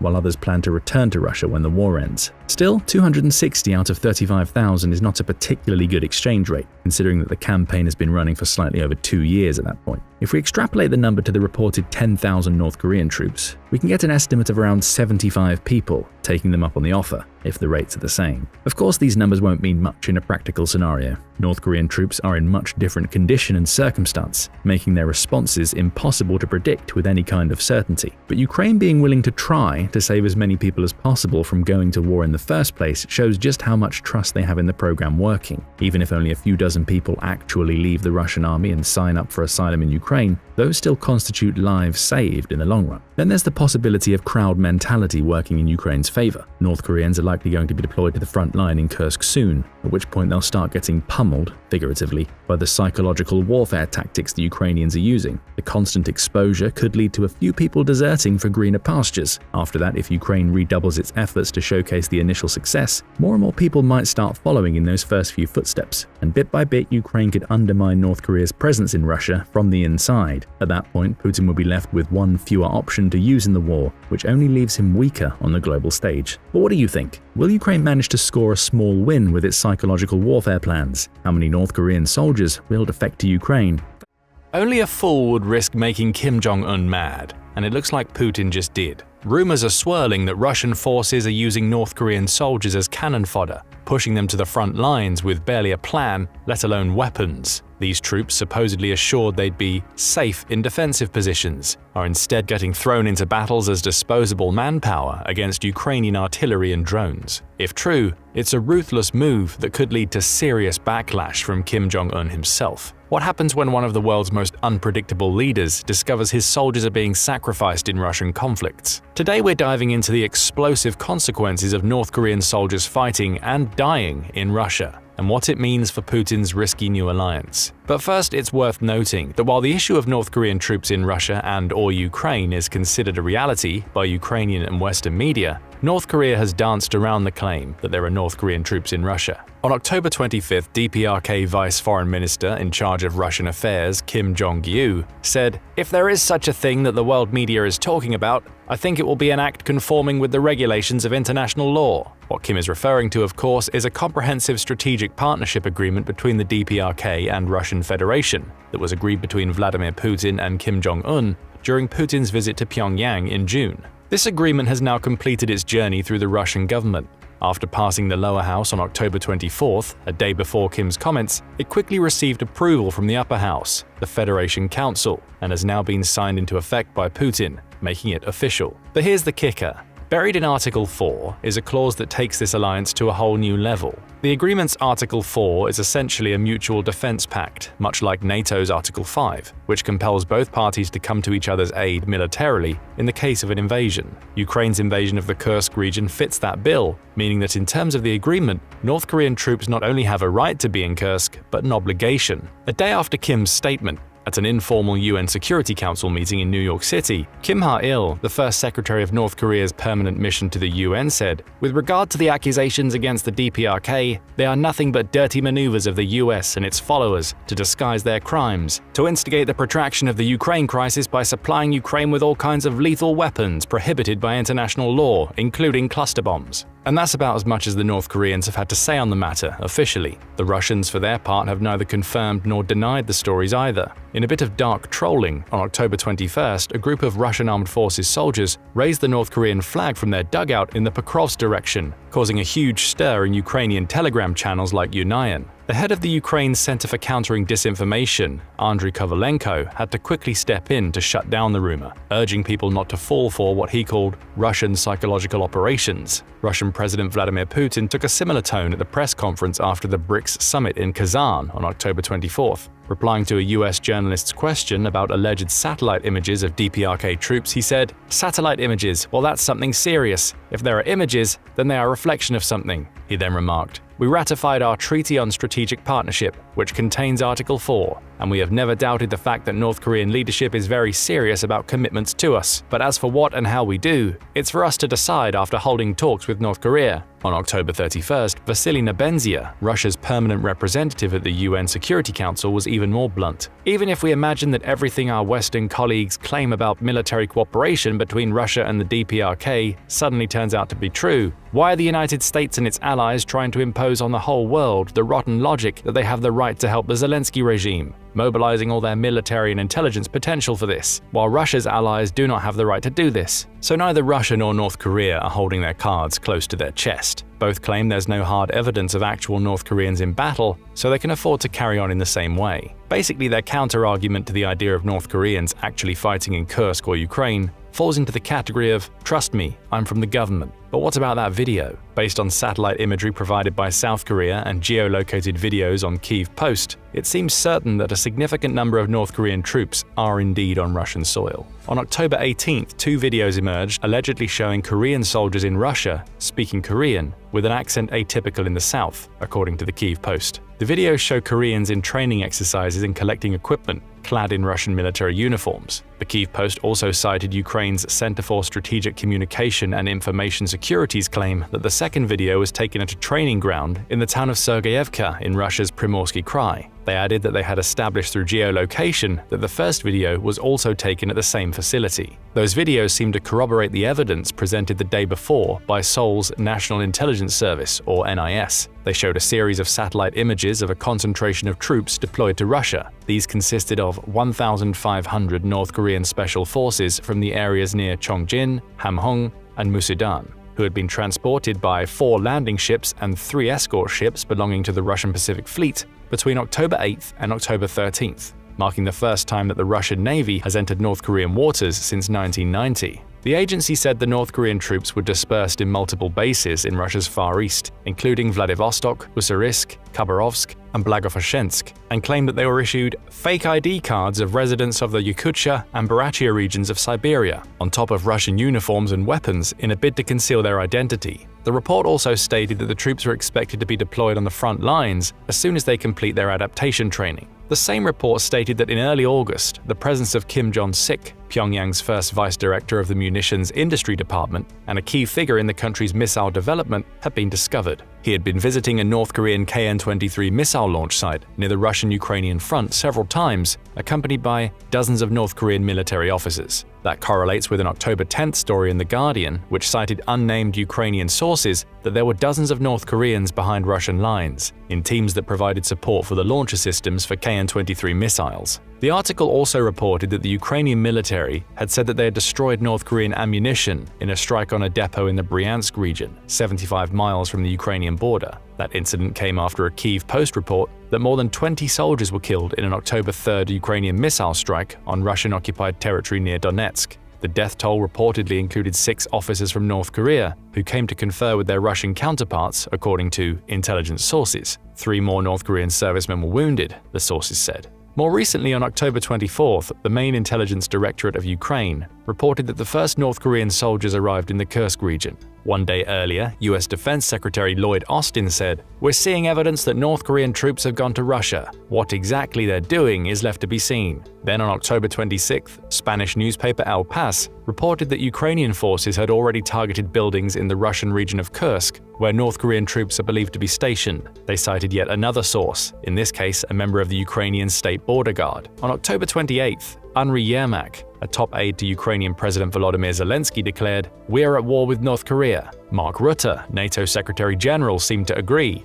"Today I can confirm that North Korean troops have been sent to Russia and that North Korean military units have been deployed to the Kursk region," he said, adding that it showed Putin's growing desperation. He is unable to sustain his assault in Ukraine without foreign support. That's because the Ukrainians are fighting back with courage, resilience, and ingenuity. Then on November 1st, Zelensky claimed that the Russians themselves had confirmed DPRK troops in Kursk. "We have clear information," he said. "This is information that I received recently. Russia discussed this issue with the West and confirmed, yes, there are North Korean troops. They will fight in Ukraine." His assertions were supported by a Korea Herald report that Russia had promised North Korea approximately 700,000 tons of rice a year and $2,000 in payments to each soldier in exchange for support in the war against Ukraine. The deal was sweetened with Russia promising to send North Korea space technology and possible military assistance in the event of a conflict on the Korean peninsula. Despite all the claims and counterclaims, no actual verifiable evidence of North Korean troops in Ukraine has been provided. Despite dozens of videos emerging daily documenting the brutal hell that is the battle for the Ukrainian-Russian front line, the only video footage that has emerged from either side that suggests the presence of North Koreans, dead or alive, is of the supposed wounded North Korean soldier. Granted, there are also 2 recordings, allegedly intercepted calls between servicemen in Russia's 810th Separate Marine Brigade from October 26th and 27th. According to the Ukrainian Main Directorate of Intelligence, or HUR, these calls prove the presence of North Korean troops in the Kursk region, and that the Russians are not exactly thrilled about it, as they voice numerous concerns. The soldiers talk about not knowing what to do with the Chinese who are arriving and complain about a lack of translators, among other things. Whether the intercepted calls are legitimate or not, they don't really qualify as concrete evidence that North Koreans are fighting in Ukraine. So what does it all mean? In answer to the question, are North Koreans fighting in Kursk or on the front line, none of the pieces of evidence individually are strong enough to be considered a smoking gun, particularly considering the sophistication and skill of the Kyiv War Information Team. But if you add them all up, it looks like too much smoke for there not to be at least one shot fired. Bottom line, North Korean soldiers are most likely on the ground in Ukraine, and what they were told they'd be doing there remains an open question. The same question we posed at the beginning of the video: are North Korean soldiers being used as cannon fodder? Would anyone really be that shocked to learn that Putin and Kim had actually agreed to the use of North Korean troops in such a manner? Kim certainly has a few soldiers spare. Not only does the North Korean military have an estimated 1.3 million active duty personnel, but as a result of a recent recruitment drive, the national press agency, KCNA, reported as many as 1.4 million queuing up to become new conscripts. Because their training is questionable and their combat experience negligible, perhaps they know they're intentionally being fed into the meat grinder. But why would someone agree to that? Well, there are many factors that could influence such a decision. The $2,000 per soldier we mentioned might well be worth it for an impoverished man if it were guaranteed to be given to his family. Or maybe North Korea was being lied to from the start. Would Putin be so bold as to lie to Kim and merely use his troops as cannon fodder, as the video of the alleged North Korean portrays, there seems to be very little incentive for this ruse. Why would Putin risk jeopardizing the reported supply chain providing nearly half of the 3 million artillery shells his forces use each year, a resource his war effort so desperately needs? Why risk angering Kim and seeing him possibly invade and seize Vladivostok, which is a lot closer to Pyongyang than Moscow, a move that would cripple Russia's trade with China? Or why make Kim see red so much that he launches his nukes toward Moscow? For now, we can only wait to see when, where, and if the North Koreans turn up in Ukraine, and how it changes the dynamics of the war. But what do you think? Are the North Koreans already in Kursk? And if so, are they being used as cannon fodder or for something else? On October 23rd, South Korean intelligence spotted over 3,000 North Korean troops moving into Russia. A few days later, Ukrainian intelligence claimed the real number was closer to 10,000. But fast forward a month, and Ukraine's FPV drones gave the world a front-row seat to the chaos. And the North Koreans weren't ready for it. Armed with explosives and unmatched speed, these drones turned the battlefield into a nightmare for North Korean troops. Tanks were obliterated, infantry scattered in panic, and soldiers threw their weapons in a desperate attempt to stop the drones. The result? A one-sided bloodbath. How did North Korea's troops end up so badly outclassed? And what was Vladimir Putin thinking when he called them into the fight? Let's dive into how North Koreans ended up in Russia in the first place, and why they're no match for Ukraine's drone warfare. Russia ostensibly used its long-term alliance with North Korea to sign a defense pact in June 2024. While the pact itself was only ratified in mid-November, it would seem that its effects have already started to take hold in Russia's favor.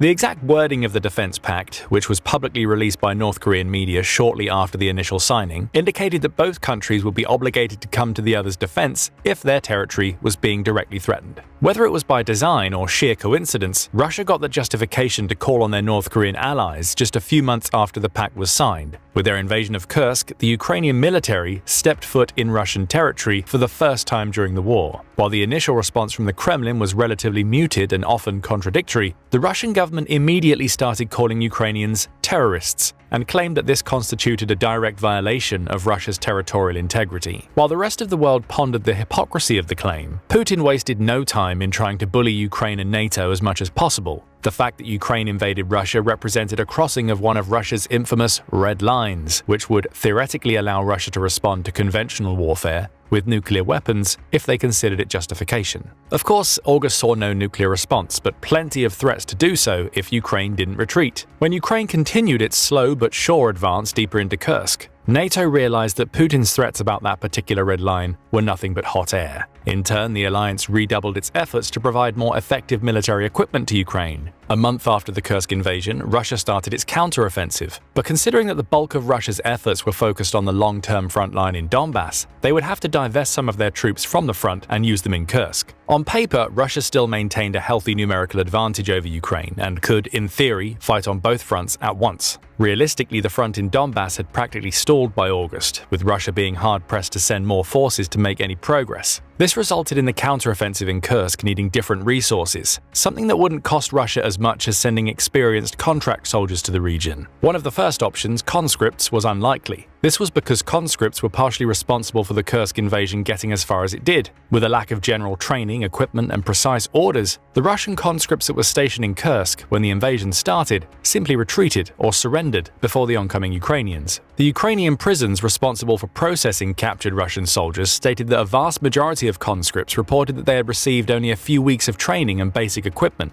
The interviews also indicated that Russia never believed that Ukraine would actually be bold enough to invade, which partially explained the extent of the Kursk invasion's success in a mere 3 weeks. This meant that Russia needed another avenue for getting soldiers cheaply and in high numbers. And lo and behold, the North Korean government just happened to sign a defense pact. So North Korea ended up sending at least 10,000 soldiers, mainly to the Kursk region. Later reports suggested that the actual number of soldiers could be between 11,000 and 12,000, with some outlets indicating that this would be only the first of a few waves of North Koreans going to Russia to bolster the military numbers. However, the actual state of those soldiers is likely to be insufficient for Russia's goals. You see, North Korea is one of the most military-oriented countries in the world. All men are required to serve in the army for 8 years, and all women have to serve for 5 years. Overall, North Korea, a country with roughly 26 million people, has a standing army of around 1.3 million, which is roughly tied for the fourth largest army in the world by active manpower. after India and China, both nations which have around 1.4 billion residents. Additionally, the lengthy military service results in significant reservist forces, with estimates that North Korea can conscript around 8 million soldiers in the state of active war. And yet those soldiers are considered significantly subpar compared to other nations. The key here is the fact that North Korea is practically isolated geopolitically, and its armed forces are using training methods that are widely obsolete. The last time North Korea was active in conflict was in 1953, when the Korean War stopped and the Korean Demilitarized Zone was established. The North Korean army is ostensibly using tactics and strategies that could be only decades away from that. This is further supported by the state of North Korean military equipment. Most, if not all of North Korea's equipment came from the Soviet Union at the height of the Cold War. Soviet designs such as the T-55 and T-62s, which were designed back in the 50s and 60s, and still comprise the bulk of the armed forces' main battle tanks. Similar sentiments apply to the country's artillery equipment and aircraft, all of which harken back to the time when the Soviet Union was designing them. Of course, that means that North Koreans have been extensively trained in using old equipment, something that might actually work in Russia's favor. With Russia suffering heavy losses of its more modern armor, reports keep surfacing about the country pulling old tanks out of storage to hastily retrofit them with slightly newer pieces and ship them to the front. In these cases, North Koreans could have some semblance of competence when using these weapons. Additionally, the Russian artillery advantage directly relies on North Korea in a way. South Korean reports from early 2024 suggested that North Korea had sent an estimated 9 million artillery rounds to Russia over the previous 6 months. The artillery rounds themselves aren't really obsolete, as the Russian military still relies on Soviet-era howitzers alongside more modern self-propelled artillery, which could in theory use the same ammo. But there are a few difficulties that North Koreans are facing in Kursk, the first being a lack of knowledge and awareness of Russian forces and a general language barrier. Ukrainian intelligence has reported that Russian soldiers have been complaining that North Koreans could neither speak Russian nor English, instead relying on dedicated interpreters or higher officers for more advanced commands. This means that in actual combat, the Russian military has relatively little control over the North Korean parts of its regiments, relying on simple phrases that could lead to significant strategic misses. Additionally, North Korean defectors who live in South Korea but served in the North Korean army sometime in the past few decades suggest that the image of North Korean soldiers is significantly warped from reality. According to interviews with these defectors, the North Korean military suffers from widespread food shortages and basic equipment shortages and has likely been decimated by the COVID pandemic in recent years. Therefore, it's not a particular surprise that Russia has been sending vital food products to North Korea in exchange for the previously mentioned artillery rounds. Even the current North Korean soldiers in Kursk are basically a source of income for the North Korean government. While they technically are earning the average Russian soldier salary, around $2,000 per month, it's posited that 80 to 90% of that goes directly to the government rather than the soldier or their family, although some experts and former soldiers say that money will go to the North Korean state. But arguably the most significant disadvantage that these soldiers have compared to Russian and Ukrainian troops is the aforementioned lack of modern military tactics. North Korea has practically no experience with electronic and technological warfare, with few reports of international exercises with either China or Russia. This is particularly notable in light of the aforementioned drone warfare. Ukraine has advanced the concept of using commercial drones for military purposes for at least a few years, with multiple types of drones all seamlessly used together to create an overwhelmingly robust remote-controlled army. The first-person view drones, such as the ones being used to hunt down Russian and North Korean troops in Kursk, are only one of the offensive approaches that the Ukrainian military is using. The drones being used here are typically low-cost, high-adaptability models. The Ukrainian and Russian army can take a small commercial drone, like the one used for photo shoots, video making, or even dedicated drone races, and outfit it with a larger battery, better camera, and some sort of weapon. Then the drone is remotely controlled, in a manner similar to a video game, allowing soldiers to pilot the drone with minimal additional training. In fact, it's argued that the Ukrainian military has called on gamers to become drone operators, as the core skill set, such as reaction speed and hand-eye coordination, transfers pretty seamlessly between the platforms. The drones, being remote-controlled, shore up one of the few weaknesses of artillery: accuracy. While modern artillery can fire rounds extremely quickly, there's still a chance that it misses the target. On the other hand, drones remain fully in control of the operator from the moment they take off to the moment their ordnance is detonated, barring electronic interference. But the real reason why FPV drones have managed to practically dominate the battlefield is their inherent disposability. The cost of the parts is typically negligible compared to the damage the drones can do. For example, a cheap commercial drone can cost at most a few $1,000s for a high-end model. typically with a longer range and a better camera. The ordnance is often salvaged from artillery ammunition, with the cost only based on the work required to extract the explosive and fitted in a different detonation system. Alternatively, larger drones can be equipped with anti-tank mines. The anti-tank mines in question are often the Soviet-era TM-62, which have been photographed arriving in truckloads to the front lines, making them relatively easy and cheap to procure. This means that a single kamikaze drone can cost less than $5,000, something that the US is struggling to achieve with modern military-grade single-use weaponry. On the other hand, a modern tank like the T-90 can cost upward of $4.5 million to make. Infantry support and transport vehicles often cost in the range of hundreds of thousands of dollars. Small, cheap drones taking out a vital piece of Russian military equipment en masse are also effectively waging an economic war on Russia. It's part of the reason why the most recent Russian tanks, the T-14 Armatas, were only deployed in Ukraine for mere weeks before being pulled. The cheap, mobile, and expendable nature of the drones meant the Ukrainians could stand to launch dozens of them each day. If 1 in 10 reaches a target and 1 in 50 actually destroys a tank, that's still hundreds of thousands of dollars that Russia has lost. And the FPV drones can be deadly against infantry as well.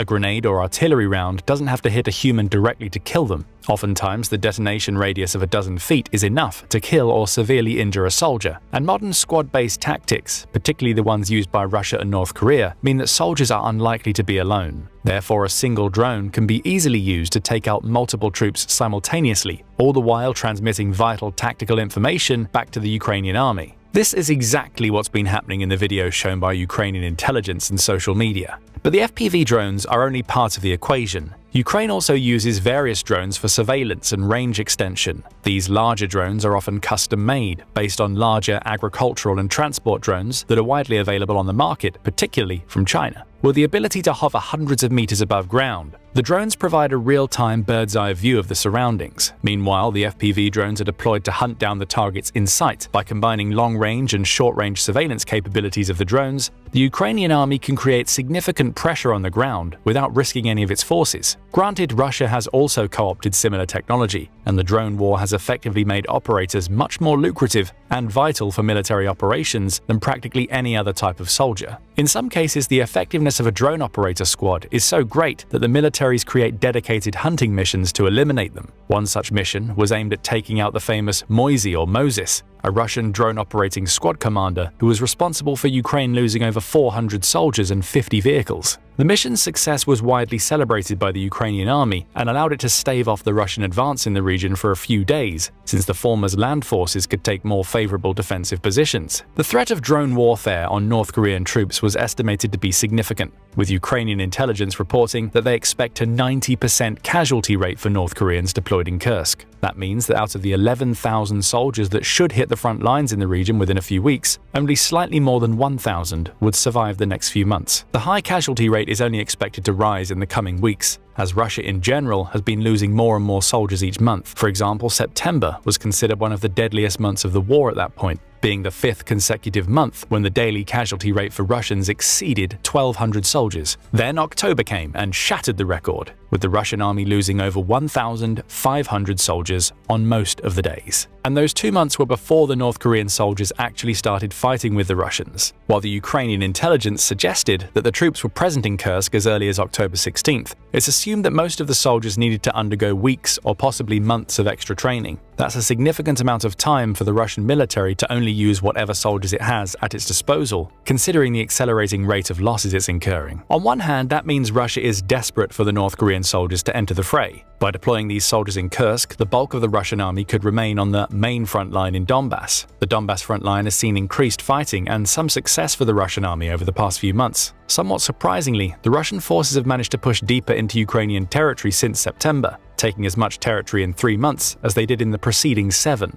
The increased tempo of the Donbass front line mainly stems from Russia redoubling its efforts to use long-range missiles and drones in Ukrainian cities or on supply lines, putting more pressure on the frontline forces. The presence of North Korean troops in Kursk should, on paper, give Ukraine a slightly harder time. The occupied territory in Kursk is a vital bargaining chip that Ukraine relies on. Not only has it allowed NATO to renew military aid packages and start donating more advanced weaponry, but Ukraine could use the territory as leverage in peace deals. This last part is vital, as previous peace proposals have been heavily in Russia's favor. For example, China proposed that Russia keep whatever territory it's occupied, which at that point was roughly 18% of Ukraine's land. But with Ukraine holding some of Russia's territory, it signifies that its army could, in theory, create more pressure for a large-scale operation of surrounding regions. It would be a clear signal that Putin's army is nowhere near as powerful as it seems, which could end up prolonging the war to the point that NATO might decide to bring increasingly potent equipment for Ukraine to use. Additionally, both sides in the war are somewhat on a deadline. The 2024 US presidential elections were won by former President Donald Trump, who had previously expressed a positive disposition toward Russia and North Korea, and a negative one toward NATO.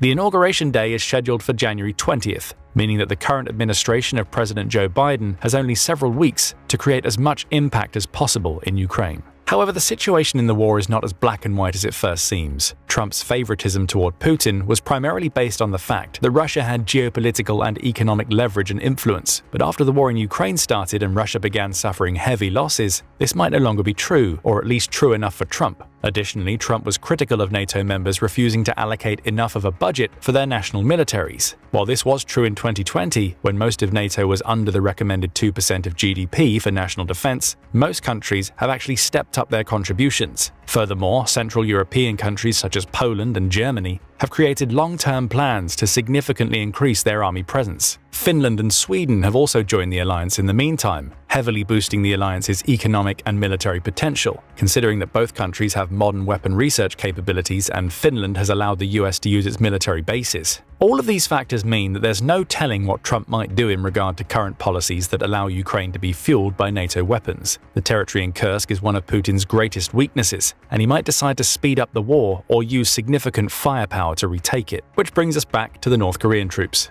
It's obvious that they are one of the linchpins of the entire Kursk operation. Without those 11,000 soldiers, Russia could stand to lose a significant number of contract soldiers and its conscripts without gaining much in return. Losing contract soldiers directly lowers the military's effectiveness on the Donbass front, which would allow Ukraine to slowly start retaking territory there. Losing conscripts en masse could mean additional rounds of military conscription throughout the country, further straining the country's economy and industries. The latter is vital because Russia is slowly running out of manpower to use in the war. Eventually, this could mean that the army would be forced to start conscripting from richer population centers. Not only would this cripple the local industries, it would shatter the Kremlin's propaganda on the current war effort. Oligarchs who support Putin might start working against him. It could also mean that the general population might start posing a more severe threat to the current regime. Both of them could end up threatening to oust Putin from the seat of power, which could have devastating consequences for the country's relations with China and North Korea, since they're predicated on Putin remaining president. Therefore, Russia is in significant danger. Its efforts in Kursk rely heavily on North Korean soldiers, who are nowhere near ready or trained to take on Ukraine, especially when accounting for the technological and tactical disparity between their armies. With Putin rushing to retake Kursk before the January 20th deadline, it would mean that the soldiers could get deployed with relatively little training, further cementing their fates. Those 11,000 soldiers will essentially end up as target practice for Ukraine, as the earlier videos have shown. Do you think North Korea will send even more soldiers to Russia? Let us know in the comments, and thank you for watching.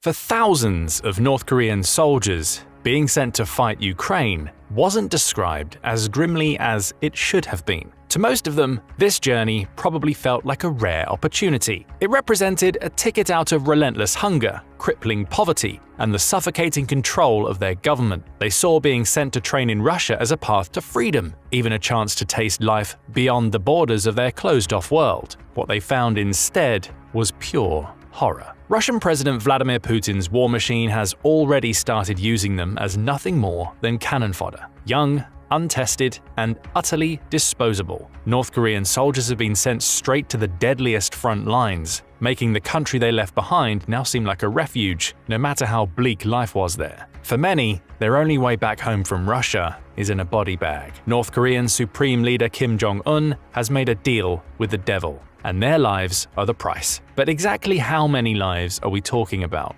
For now, the number stands at around 10,000 to 12,000 North Korean soldiers. These troops, part of the first wave, have already been deployed to the front lines in Russia. Their presence marks a major escalation in the war, as North Korea becomes the first nation to send regular forces to fight alongside one of the main combatants in this war, in this case Russia, on a large scale. According to NATO and the Pentagon, these forces include some 500 officers, 3 generals, and a few North Korean special forces. These elite soldiers came from the 11th Corps of the Korean People's Army, better known as the Storm Corps. The members of the Storm Corps are reportedly better trained, equipped, and fed than the rest of the North Korean troops. However, in Russia, this doesn't mean much, because in Russia, everything is working against them.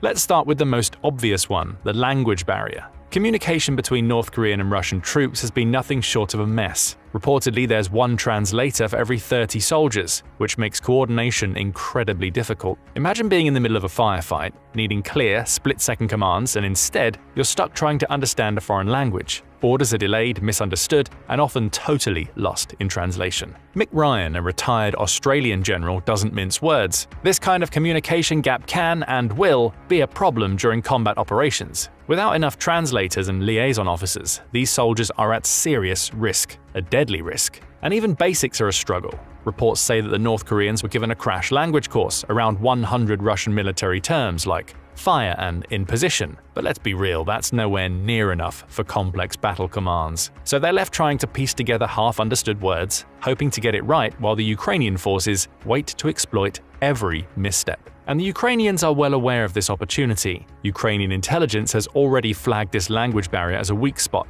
and they know how to use it. With every miscommunication and every misunderstood command, North Korean troops become even easier targets for counterattacks. Of course, it doesn't help that for many of the North Korean troops, if not all of them, those are the first attacks they've ever experienced in their lives. How is this possible? Well, according to Fyodor Tertitsky, a researcher at Seoul's Kookmin University, the North Korean regime has long been reluctant to deploy its troops abroad. It's not just about keeping these troops home physically, but mentally as well. Kim's regime fears these soldiers might pick up incorrect ideas if they see the outside world. Thus, most North Korean troops have zero real-world combat experience. These soldiers have never faced a foreign enemy, let alone the fierce Ukrainian soldiers battle-hardened by 2 years of relentless fighting. Plus, North Korea hasn't fought in a major war since the early 1950s, and the technically ongoing Korean War. The country has since sent a few advisory or specialist groups abroad, pilots for the Vietnam War, military advisors to Egypt for the Yom Kippur War, instructors for Ethiopian fighters against Eritrea,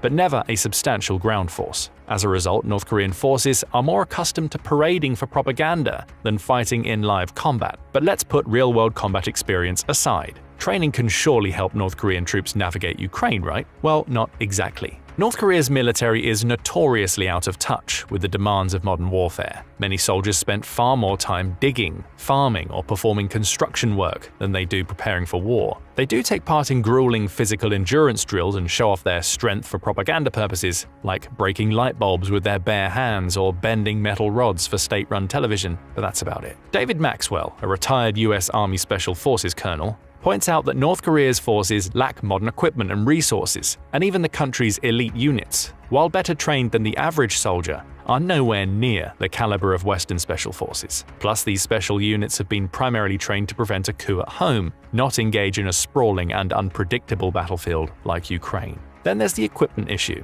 North Korea may put its latest hardware on display in flashy parades, but most of it is far beyond the reach of the average soldier. So most of these North Korean troops have arrived with outdated gear in Russia, so outdated that the Russian troops who are supposed to be training these soldiers are reportedly bewildered by the ancient tools and lack of readiness the North Koreans have brought with them. But it's not like they'll be better off with the Russian equipment. The weapons used in the Ukrainian war are entirely unfamiliar to them. Another thing that's entirely unfamiliar to the North Korean troops fighting in Russia, the terrain. Most of these North Korean soldiers have trained in the steep, rugged mountains of North Korea, but the Ukrainian front lines, they're vast, open, and flat. Instead of familiar peaks and dense forests, they're now navigating expansive plains and open fields with minimal cover and entirely new strategic challenges. According to military experts, the lack of experience on such flat terrain could be disastrous. Former South Korean Army Major General Bang Jong-Kwang points out that the role of the North Korean troops in Russia is already limited by language issues, and adding unfamiliar terrain on top of that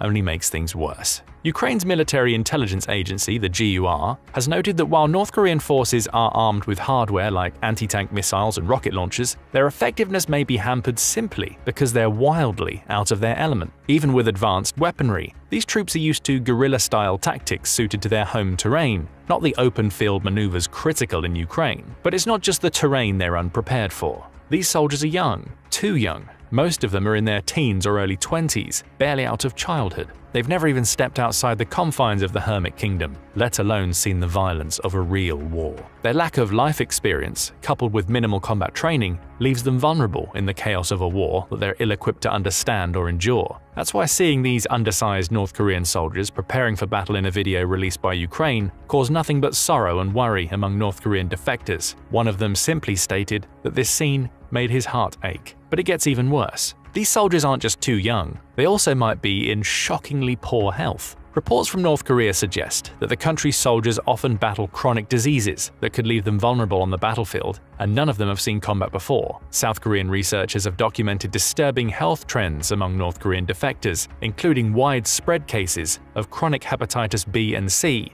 tuberculosis, and parasitic infections. There are issues that simply don't go away on the front lines. Take, for example, a defector who managed to escape North Korea in 2017. After being shot multiple times by his comrades, he was saved by South Korean doctors, who discovered a 10.6-inch intestinal worm and a host of other parasites in his system. His stomach contents reflected a diet of cheap corn, far from the nourishing food needed for someone in combat. The worst part, this wasn't some low-ranking soldier. He was a staff sergeant from the North Korean Border Guard, an elite unit.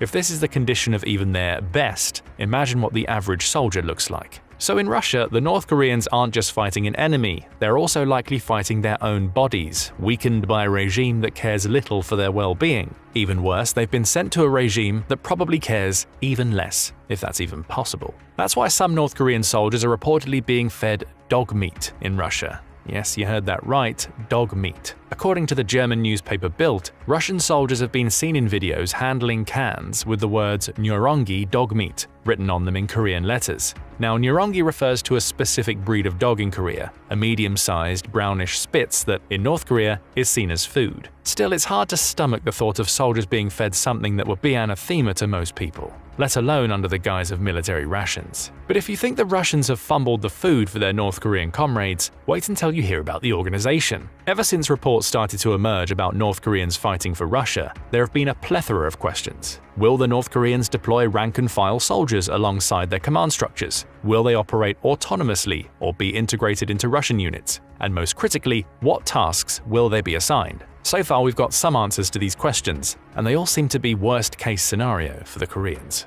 Rather than deploying North Koreans as a self-contained force, the Russians have seemingly decided to mix them into existing Russian squads. This chaotic integration has led to confusion, even to the point where one Russian unit abandoned North Koreans because they didn't realize who they were. It was a textbook case of mismanagement. To make matters worse, Russia has reportedly disguised the North Korean soldiers to look like Siberian Russians, which only adds to the culture clash and communication breakdowns. So now you have the elite Storm Corps wasted in mixed units. As Gordon Chang, an Asian expert, puts it, they're too good to be used as cannon fodder. But that's what's happening. It's perplexing how they're being utilized. If they were kept in their own self-contained units, they could be absolutely lethal fighting the Ukrainians, but that's not happening. This brings us to the core issue at hand. Russia's disastrous deployment of the North Korean troops. Disastrous for those troops, of course. For Russia, this deployment is an excellent stopgap measure to offset the country's staggering losses on the battlefield. The G7 nations have already made it clear that the decision to bring over 10,000 North Korean soldiers speaks volumes about Putin's desperation to replenish his forces, as the Russian military has been hemorrhaging personnel. Recently, the General Staff of Ukraine's armed forces claimed Russia suffered a record 1,950 casualties